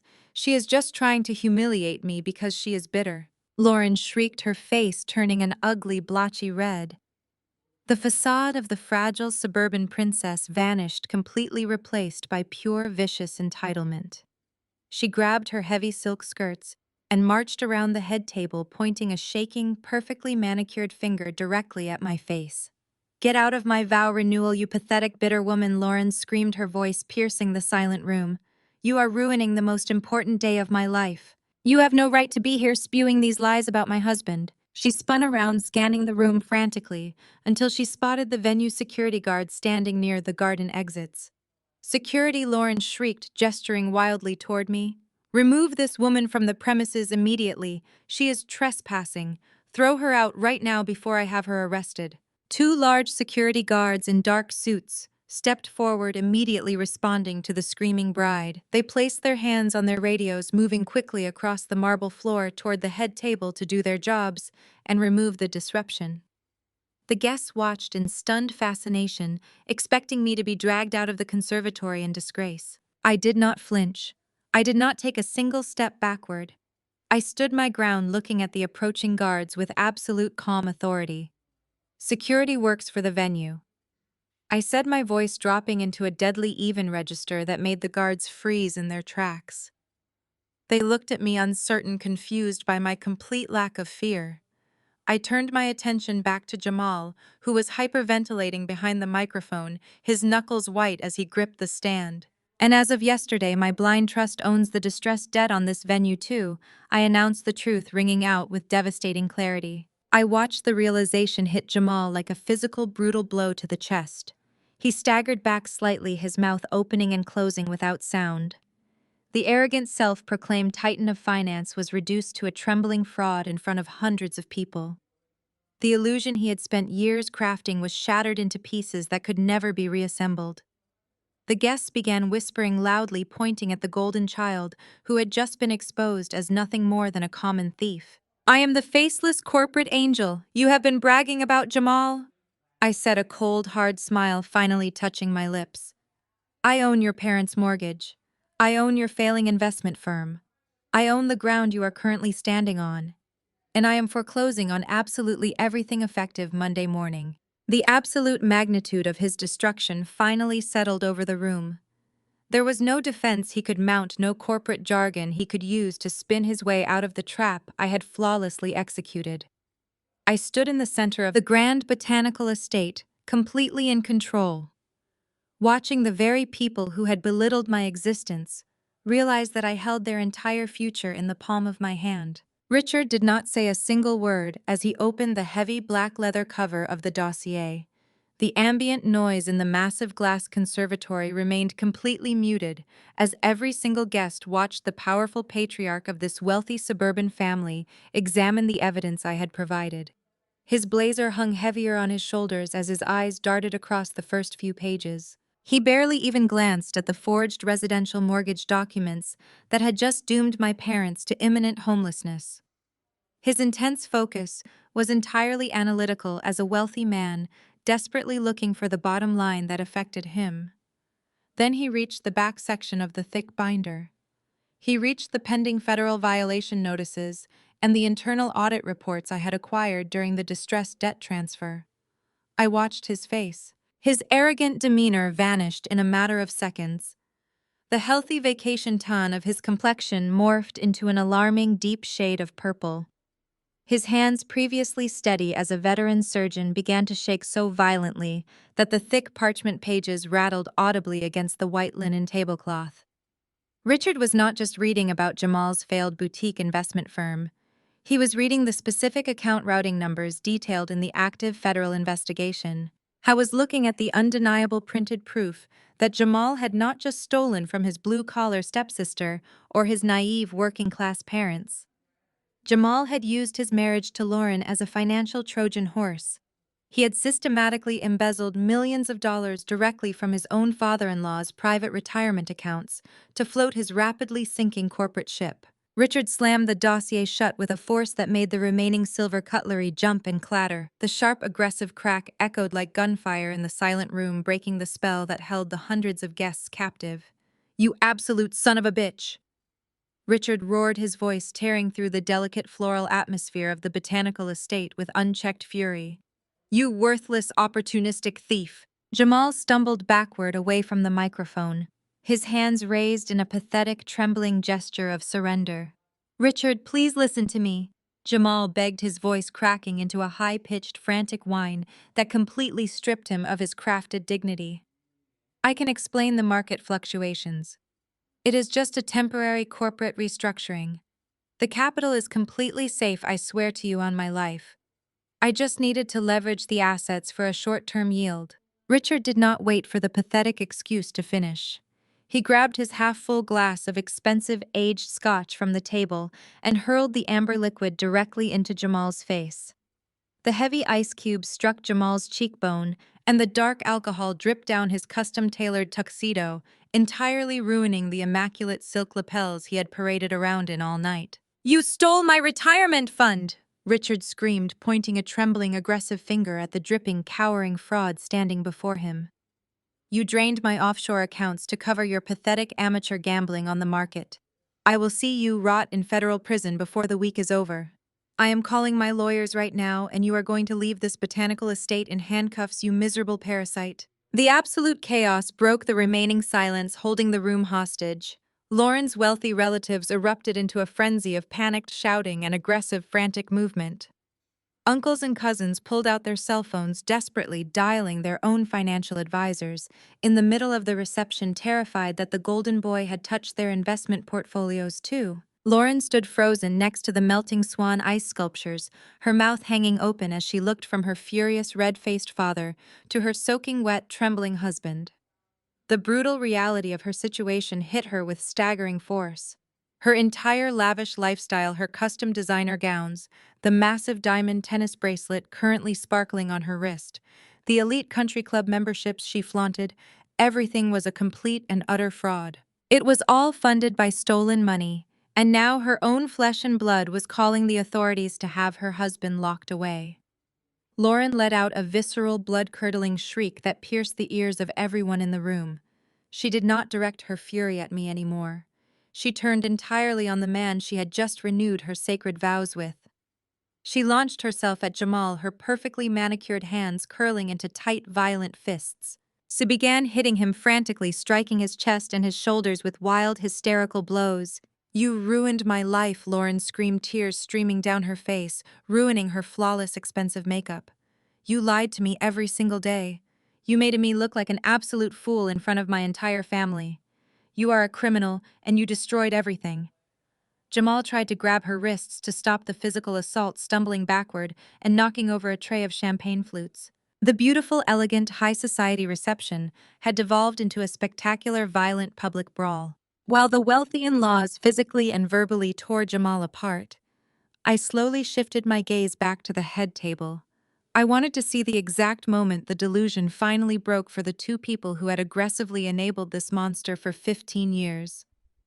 Warren was still holding the forged secondary residential mortgage documents I had forced Sylvia to open just moments earlier. The big, booming, confident man who had stood at the microphone just 10 minutes before lecturing me about absolute integrity and black excellence was entirely gone. In his place stood a broken, hollow, empty shell of an old man. Warren stared down at the clumsy, desperate forgery of his wife's signature.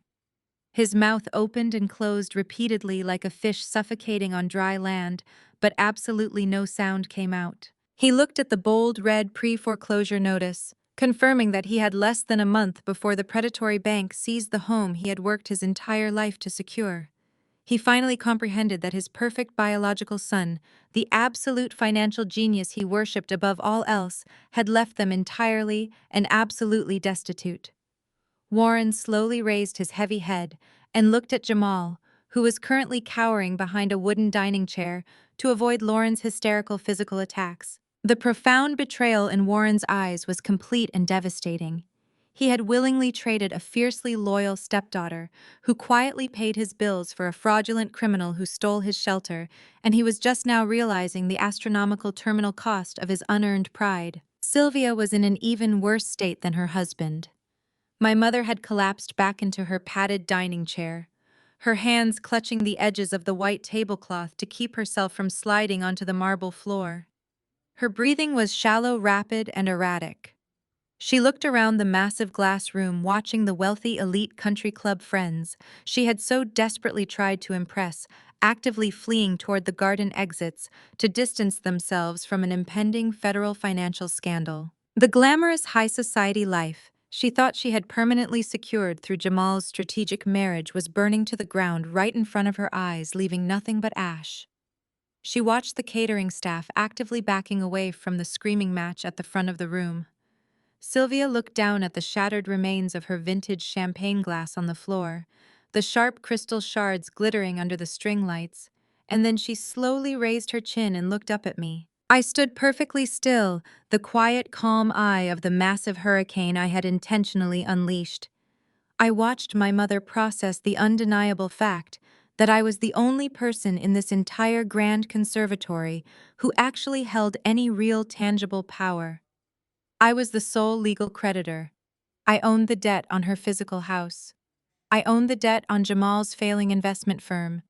I even owned the debt on the botanical venue they were currently standing in. I was the only thing standing between her and absolute crushing poverty. Sylvia pushed her chair back, the wood scraping loudly, and took a shaky, stumbling step toward me. The woman who had aggressively grabbed my arm in the kitchen just 24 hours ago warning me to accept my place in the shadows, was now reaching out to me with trembling, desperate hands. Thick tears streamed continuously down her face, completely ruining the expensive cosmetics she had applied for the foundation portraits she cared so much about. "Kendra, please."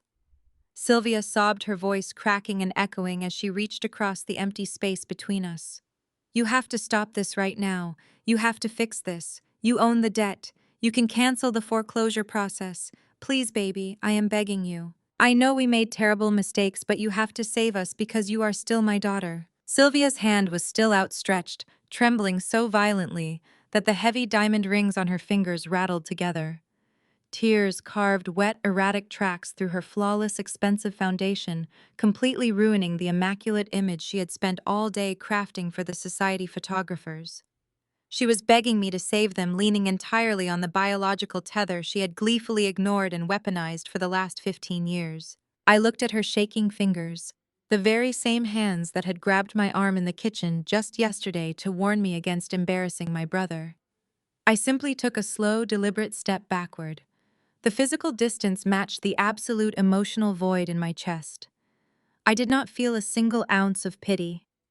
I did not feel the familiar suffocating obligation to fix their manufactured disasters or shoulder the burden of their reckless financial choices. I turned my eyes away from my weeping mother and locked my gaze onto Warren.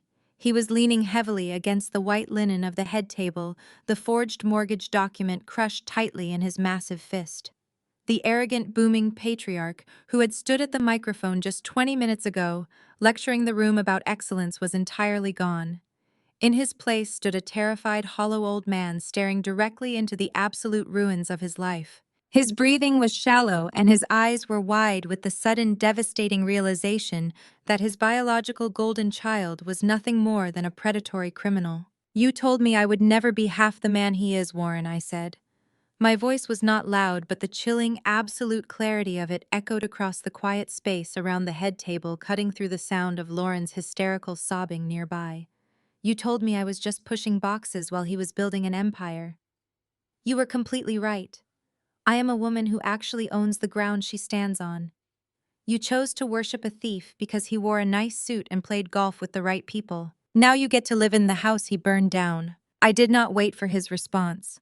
I did not offer a single word of comfort or forgiveness to the people who had viewed my existence as nothing more than a blue-collar checkbook. I simply turned my back on them. Behind me, the absolute chaos resumed with brutal intensity. Richard was shouting aggressively over the quiet background music, furiously commanding his corporate legal team through his cell phone to freeze Jamal's accounts and contact federal authorities. Lauren was hyperventilating, screaming at the terrified catering staff to stop looking at her while she physically shoved Jamal away from her. I ignored all of it. I walked down the center aisle of the Grand Botanical Conservatory with my head held high and my shoulders pulled back. I did not rush toward the exit.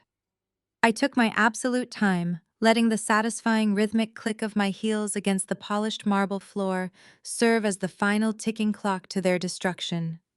The wealthy high society guests who had previously looked at me with open disdain now parted like the Red Sea. They hastily pulled their chairs back and dropped their eyes to the floor as I moved past them. They recognized real, unadulterated power when they saw it, and they knew beyond a shadow of a doubt that I held all of it. I walked past the massive melting ice sculptures, carved to look like swans, now dripping sadly onto the decorative floral arrangements. I pushed open the heavy glass double doors of the main entrance and stepped out into the warm, humid Georgia night. The heavy, suffocating floral scent of the venue faded, instantly replaced by the clean, sharp smell of an approaching summer rainstorm. My private driver was waiting by the front steps, standing at attention and holding the rear door to my black SUV open. I slid into the quiet, dark leather interior of the vehicle, breathing out a long, slow sigh of profound relief. The heavy, soundproof doors closed, shutting out the distant muffled shouts still echoing from the glass conservatory. As the driver pulled the car smoothly down the sweeping, manicured driveway and out through the imposing wrought iron security gates, my personal cell phone began to vibrate violently inside my clutch. I pulled the phone out and looked at the glowing, bright screen. It was an absolute avalanche of digital desperation. The notifications were rolling in so fast, the device was growing warm in my palm. My mother was calling back, leaving frantic weeping voicemails begging me to pick up the phone and talk to her like a daughter. When I did not answer, the text messages began pouring in. "Kendra, please, baby, you have to stop the foreclosure." Sylvia wrote her messages riddled with frantic typos. "You cannot let the bank throw us out. He is your brother. We are your family. Please answer me."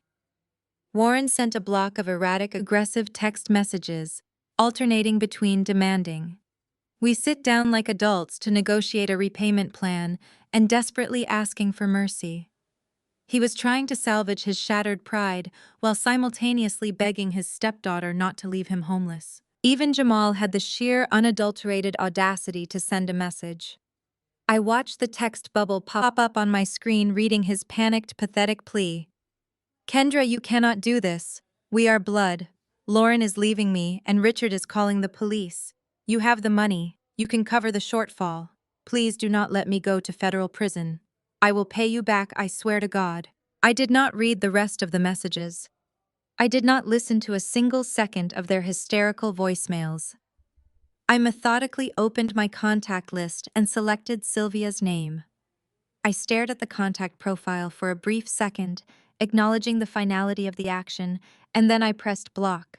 I selected Warren's name and pressed block. I scrolled down to Jamal and Lauren, blocking their phone numbers, their personal emails, their business accounts, and their social media profiles. With a few simple taps on a smooth glass screen, I completely and permanently severed the toxic heavy anchor I had been dragging behind me for a decade and a half. I cut off their access to my energy, my peace, and my capital. I tossed the silenced phone onto the empty leather seat beside me and leaned my head back against the cool tinted window.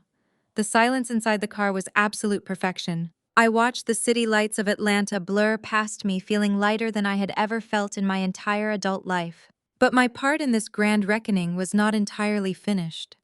The personal destruction at the botanical estate was complete, but the professional corporate cleanup was just beginning.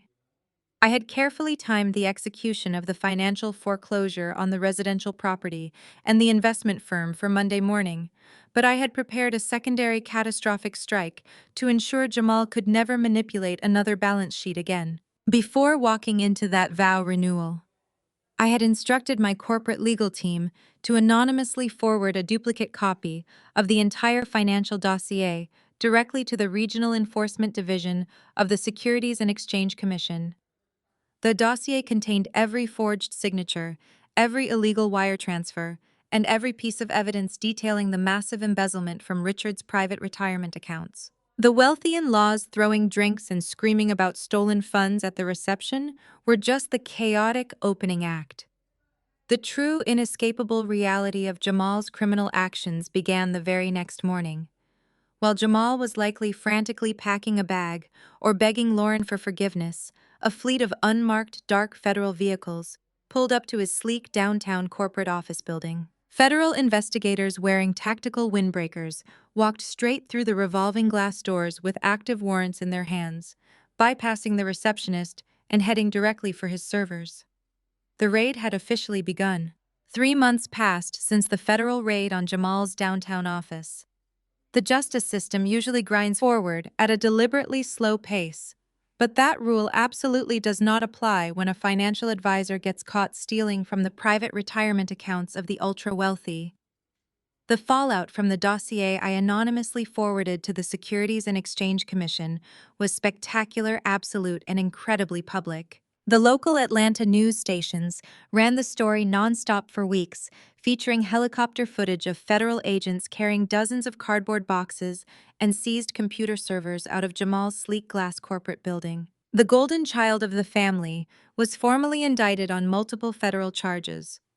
The prosecutor laid out a devastating multi-million-dollar case consisting of wire fraud, gross embezzlement, and corporate malfeasance. They denied his bail, citing him as a massive flight risk due to his offshore accounts. The arrogant man who had stood at a microphone boasting about his flawless integrity and unmatched business acumen was now sitting in a federal holding cell wearing a standard-issue jumpsuit. His entire fabricated empire had evaporated overnight, leaving him with absolutely nothing but a looming prison sentence and a public defender. Lauren did not stand by her man. The moment the federal agents froze their joint bank accounts, the fragile suburban princess immediately filed for a highly publicized and incredibly bitter divorce. She hired a team of vicious, ruthless attorneys, desperate to distance herself from his mounting list of federal crimes. She tried to launch a massive public relations campaign framing herself as the ultimate naive victim who had been completely manipulated by a predatory husband. She gave tearful interviews claiming she had absolutely no idea how her lavish lifestyle was being funded. But the court of public opinion was entirely unforgiving. Social media investigators pulled up her old, arrogant posts where she bragged about her unbothered generational wealth and her diamond tennis bracelets. Her own wealthy social circle immediately excommunicated her, treating her like an absolute pariah. Her father faced massive humiliation at his precious Buckhead Country Club, having to publicly admit his son-in-law had embezzled his retirement funds. Lauren lost her luxury vehicles, her designer wardrobe, and her entire societal standing. She was forced to move back into her parents' basement, her pristine reputation permanently and irrevocably ruined.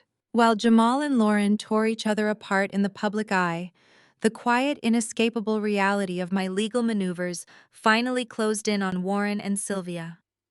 The foreclosure proceedings I had initiated on their residential property moved forward with flawless mechanical precision. Because Jamal had fraudulently extracted every single drop of equity out of the house, there was absolutely nothing left for them to negotiate. They had no capital to hire a defense attorney and no legal ground to stand on. 30 days after the spectacular disaster of the botanical vow renewal, the county sheriff's department arrived at their suburban estate with the final official eviction notice. I did not go to watch them pack their boxes. I had no desire to revel in the physical reality of their displacement. But my legal team provided me with the standard updates detailing the completion of the asset seizure. Warren and Sylvia were forced to load whatever belongings they could fit into a rented moving truck and leave the sprawling home they had prized above all else. Unable to secure a new lease anywhere near their old affluent neighborhood due to their destroyed credit scores, they were forced to downsize drastically. They relocated to a cramped, rundown two-bedroom apartment on the absolute furthest outskirts of the city. The expansive manicured lawns and the quiet security of their gated community were replaced by the harsh reality of a noisy, neglected complex surrounded by industrial strip malls. Warren, the man who had loudly mocked my logistics facility as a place for simple manual labor, was now forced to look for an entry-level retail management job just to keep the lights on. The realization that his unearned pride had literally bought him poverty was a heavy, suffocating weight he would have to carry for the rest of his life. I focused entirely on my company. The municipal shipping contract we had secured transformed my logistics firm into an absolute powerhouse. I was busy hiring new regional directors, expanding my commercial fleet, and scouting locations for a second major distribution warehouse. My life was a vibrant, busy symphony of massive corporate growth and genuine fulfillment. The toxic anchor I had dragged behind me for 15 years was completely gone, and the resulting surge of energy felt incredible. But toxic people rarely accept boundaries without attempting one final desperate manipulation. It was a rainy Tuesday morning, exactly 3 months after I had walked out of the glass conservatory. I was sitting at my heavy oak desk reviewing the architectural blueprints for our new warehouse expansion. The intercom on my desk phone buzzed sharply, cutting through the quiet focus of my office. "Kendra, my head of security." Terrence said, his deep voice coming through the speaker with a tight edge of professional caution. "We have a situation down here in the main lobby. Your mother is here." I set my pen down on the blueprints. The rain beat a steady rhythm against my floor-to-ceiling windows. "Has she breached the security gates?" I asked, keeping my voice completely level. "No," Terrence replied. "She walked into the front reception area. She does not have an appointment and she is highly agitated. She is begging the front desk staff to let her up to the executive floor." She keeps saying she made a massive mistake and she just wants her family back. I can have my team physically escort her off the property right now if you want to give the word. I turned my leather chair toward the bank of security monitors mounted on the wall to my left. I typed in the access code and pulled up the live camera feed for the main reception lobby. The high-definition camera showed Sylvia standing in front of the curved marble reception desk. The stylish, affluent woman who had confidently grabbed my arm in the catering kitchen to demand my silence was entirely gone. She looked exhausted, fragile, and profoundly desperate. Her hair was pulled back into a messy knot, and she was wearing a simple faded raincoat that looked entirely out of place in my sleek corporate headquarters. She was clutching her purse against her chest, physically leaning over the desk as she pleaded with my receptionist. Even without audio, I could read the frantic, desperate energy in her body language. She was crying, wiping her eyes with the back of her hand, hoping to leverage maternal guilt to bypass my security protocols. She had finally hit rock bottom in her cramped, run-down apartment and realized the golden child she had protected at all costs was locked in a federal cell. She was coming to the daughter she had completely discarded, hoping my checkbook was still open, hoping I would save her from the horrific consequences of her own deliberate choices. "Hold your position, Terrence," I said, leaning closer to the microphone on my desk. "I am not coming down to the lobby, and she is absolutely not coming up to this floor. But I have one thing I need you to deliver to her before you remove her from the building." I opened a blank document on my computer screen. I did not need to think about the words. They were permanently burned into my memory, perfectly preserved from the exact moment the final thread of my familial loyalty had completely snapped. My fingers flew across the keyboard, typing the exact quote with flawless precision. I highlighted the text, increased the font size so it filled the center of the page, and hit print. The laser printer on the corner of my desk hummed quietly, producing the single crisp white sheet of paper. I picked it up, checking the bold black ink. "David," I called out, knowing my director of operations was working in the adjacent office. David walked in holding a coffee mug, his eyes questioning. "Take this down to Terrence in the main lobby," I instructed, handing him the single sheet of paper. "Tell Terrence to hand this directly to the woman crying at the reception desk. Do not say a single word to her. Just hand her the paper and then walk her out the front doors." David looked down at the paper, reading the text. A small, knowing smile touched the corners of his mouth. He nodded, immediately turned around and headed straight for the elevator bank. I turned my attention back to the security monitors, watching the live feed unfold. I saw the elevator doors open in the lobby. David stepped out and handed the folded piece of paper to Terrence. Terrence, a towering wall of absolute military discipline, walked over to where Sylvia was frantically pleading with the receptionist. Sylvia looked up at the massive security director, her face lighting up with a sudden, desperate flash of hope. She reached out, assuming the paper was a visitor pass or a message inviting her up to my suite. Terrence placed the crisp white paper directly into her trembling hands. I watched through the digital feed as my mother unfolded the page. I watched her eyes dart across the bold black text, reading the exact words Warren had proudly announced to a crowded steakhouse just a few short months ago. "You will never be half the man your stepbrother is, Kendra. You are 35 and still playing around with trucks and boxes." Sylvia stared at the paper, and the last remaining ounce of color drained completely from her face. Her shoulders slumped forward, as if an invisible crushing weight had just been dropped directly onto her spine. The absolute finality of the message hit her with devastating clarity. There would be no tearful reunion. There would be no financial rescue. The bridge was not just burned, it was entirely eradicated. Terrence gestured firmly toward the heavy glass exit doors. Sylvia did not argue. She did not raise her voice or attempt to fight the security director. She slowly folded the piece of paper, clutching it tightly against her chest like a physical wound. She turned around, her head hanging low, and walked out of the glass double doors, stepping back out into the cold gray rain. I watched her small, fragile figure disappear from the camera feed, entirely swallowed by the bustling traffic of the industrial park. I reached out and tapped a button on my keyboard, turning the security monitors off. The screens went perfectly black, reflecting the quiet, calm control of my executive office. I picked up my pen, pulled the architectural blueprints for my new facility back into the center of my desk, and went right back to work. 6 months passed since that rainy Tuesday morning when Sylvia walked out of my corporate lobby clutching the printed proof of her own husband's cruelty. Half a year can feel like an entire lifetime when you finally drop the heavy toxic dead weight you have been dragging behind you for 15 years. I stood in front of the massive floor-to-ceiling windows of my newly upgraded corporate headquarters, letting the warm, bright Georgia sunlight wash over my face. The municipal shipping contract had not just grown my business, it had completely transformed my logistics firm into an untouchable regional powerhouse. We did not just expand, we absolutely dominated the entire southeastern commercial corridor.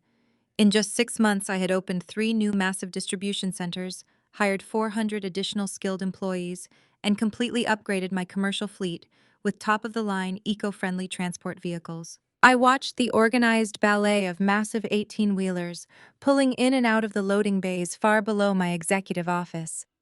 The rhythmic rumbling hum of heavy diesel engines and the sharp hydraulic hiss of air brakes felt like the steady, powerful heartbeat of an empire I had built entirely with my own 2 bare hands.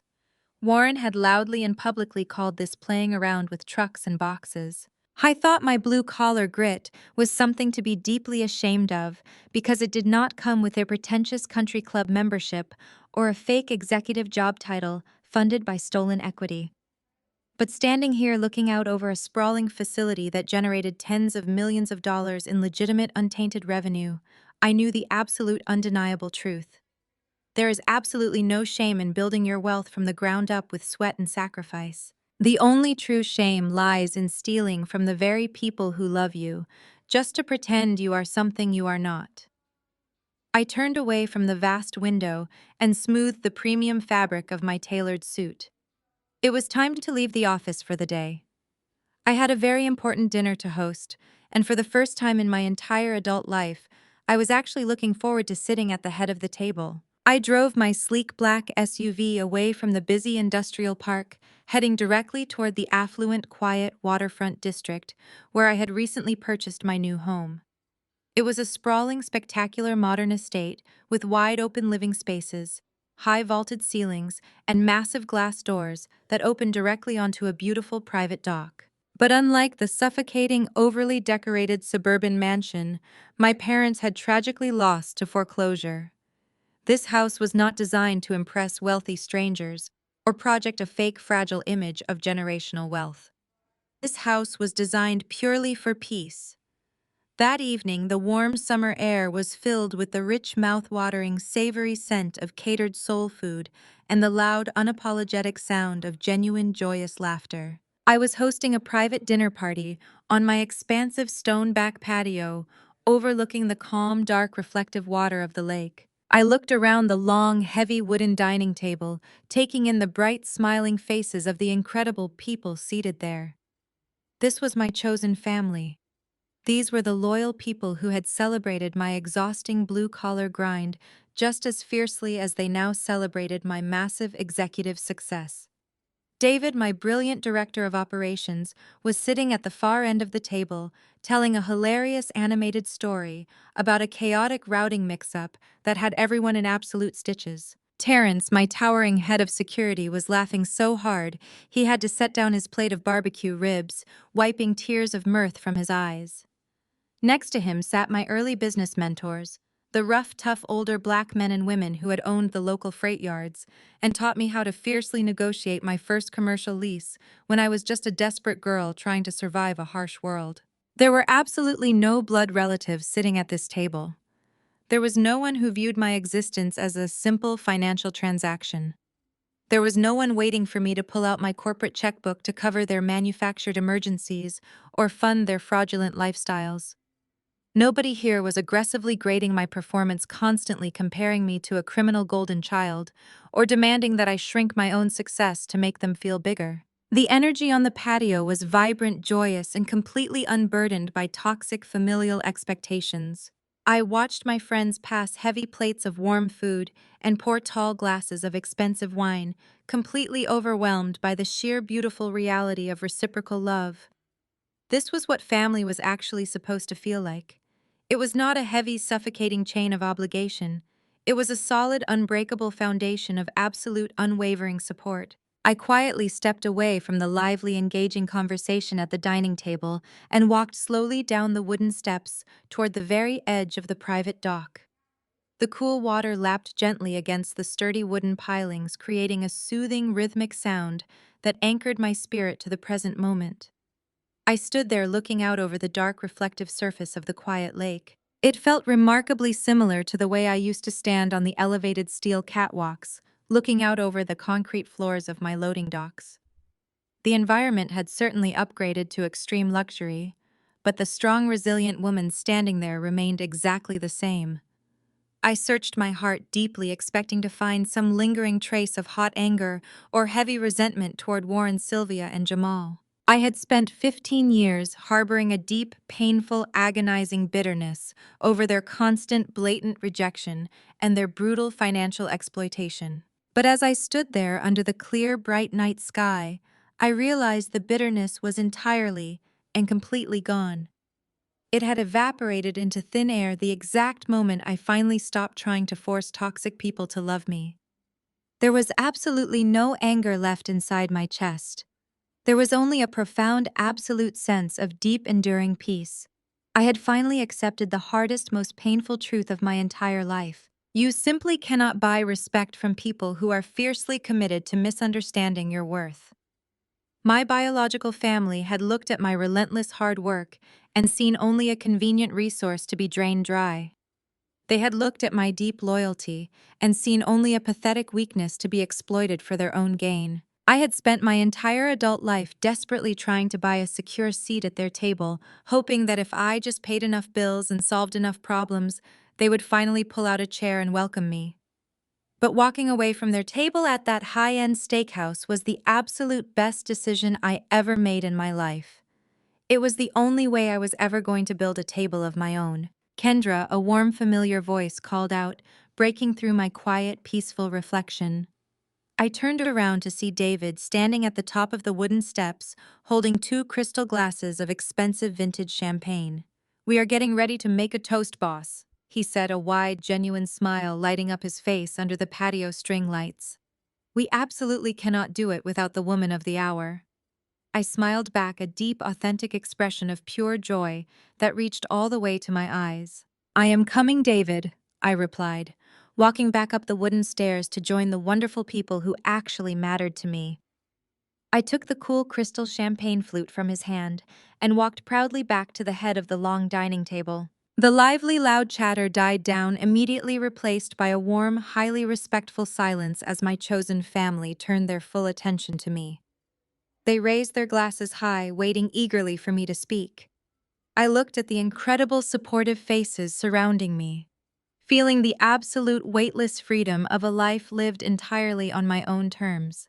My logistics business was thriving far beyond my wildest initial expectations. My bank accounts were permanently secure. But much more importantly, my spirit was entirely whole and unbroken. They had tried so hard to crush me, to steal from me, and to relegate me to the dark shadows of their fraudulent lives. But I had taken every single heavy brick they threw at me and used it to build an untouchable, magnificent empire. "To beautiful new beginnings," I said, projecting my voice and raising my glass high into the warm summer night air. "And to the incredible family we choose for ourselves." The entire table erupted in loud, joyous cheers, and the melodic, ringing clink of crystal glasses, meeting in celebration. I took a slow, highly satisfying sip of my cold champagne, feeling perfectly content in my own skin. I was finally completely and utterly free. Have you ever had to bravely walk away from a toxic family table to finally build a beautiful one of your own? I would absolutely love to hear your inspiring story of finding your chosen family in the comments section below. If my personal journey to ultimate freedom resonated with you today, please hit the like button and subscribe to the channel for more powerful stories about reclaiming your worth and building your own empire. Remember, your true value is never determined by the blind people who refuse to see it.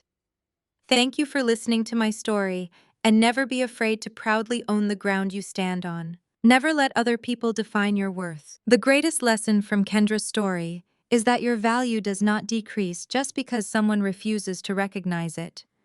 Sometimes the people closest to us can become the ones who misunderstand us the most. They may judge our choices, underestimate our abilities, or compare us to someone else because they only see the surface of our journey. But someone's opinion of you does not determine your true worth. For years, Kendra allowed her family's perception of her to influence how she saw herself. They looked at her logistics company and saw only trucks, warehouses, and manual labor. They never saw the late nights, the sacrifices, the risks, and the determination required to build something from nothing. They compared her to Jamal because they believed traditional success was measured by status, appearance, and social approval. They never took the time to understand the strength, intelligence, and discipline behind her achievements. This story reminds us that success does not always look the way people expect. Some people build their futures quietly. They work when nobody is watching. They struggle without asking for recognition. They sacrifice their comfort so others can survive. And often the same people who underestimate them today are the ones who are shocked when the truth finally comes out. Another important lesson is the danger of seeking validation from people who have already decided to misunderstand you. Kendra spent years trying to prove herself to people who had no intention of appreciating her. She gave her time, money, and energy to protect her family, hoping that one day they would finally see her efforts. Instead, they accepted her sacrifices while continuing to disrespect her. This teaches us that kindness should never require us to abandon our own dignity. Helping others is a beautiful act, but allowing people to take advantage of our generosity only creates resentment and pain. Healthy relationships require respect, honesty, and gratitude. When those things disappear, boundaries become necessary. The story also teaches the importance of protecting what you build. Kendra did not become successful by accident. She created her company through years of disciplined learning and persistence. But she also learned that protecting her success was just as important as creating it. Trust is valuable, but trust without accountability can become dangerous. Jamal's downfall was not caused by a lack of opportunity. He had intelligence, resources, and support. His failure came from choosing deception over integrity. He wanted the image of success without the responsibility and discipline required to achieve real success. He built his reputation on lies, and eventually those lies collapsed under the weight of the truth. True success is not about appearing powerful. It is about having character when nobody is watching. Money, titles, and social status can create an impressive image, but integrity is what creates a lasting legacy. Kendra's journey also shows that silence does not mean weakness. For many years, she stayed quiet because she valued peace and family. But when she finally spoke, she did not need anger or revenge to prove herself. She simply revealed the truth. Facts, preparation, and confidence became her strongest weapons. Sometimes people mistake patience for weakness. They believe that because someone does not fight back immediately, they can continue taking advantage of them. But patience has a limit. There comes a moment when protecting your peace becomes more important than maintaining someone else's illusion. The final lesson is this: never allow anyone to make you feel small, because they cannot understand your greatness. Your journey may look different from theirs. Your achievements may not fit their definition of success. But if you are working hard, staying honest, and building something meaningful, your worth already exists. The people who truly matter will celebrate your growth instead of competing with it. They will appreciate your sacrifices instead of exploiting them. And they will respect you not because of what you can provide, but because of who you are. Sometimes the greatest victory is not proving others wrong. It is finally realizing that you never needed their approval in the first place. If Kendra's story inspired you, remember that your worth is never decided by people who fail to see your value. Share this story with someone who needs encouragement. Leave a comment with your thoughts, and subscribe for more powerful stories about courage, resilience, and overcoming betrayal.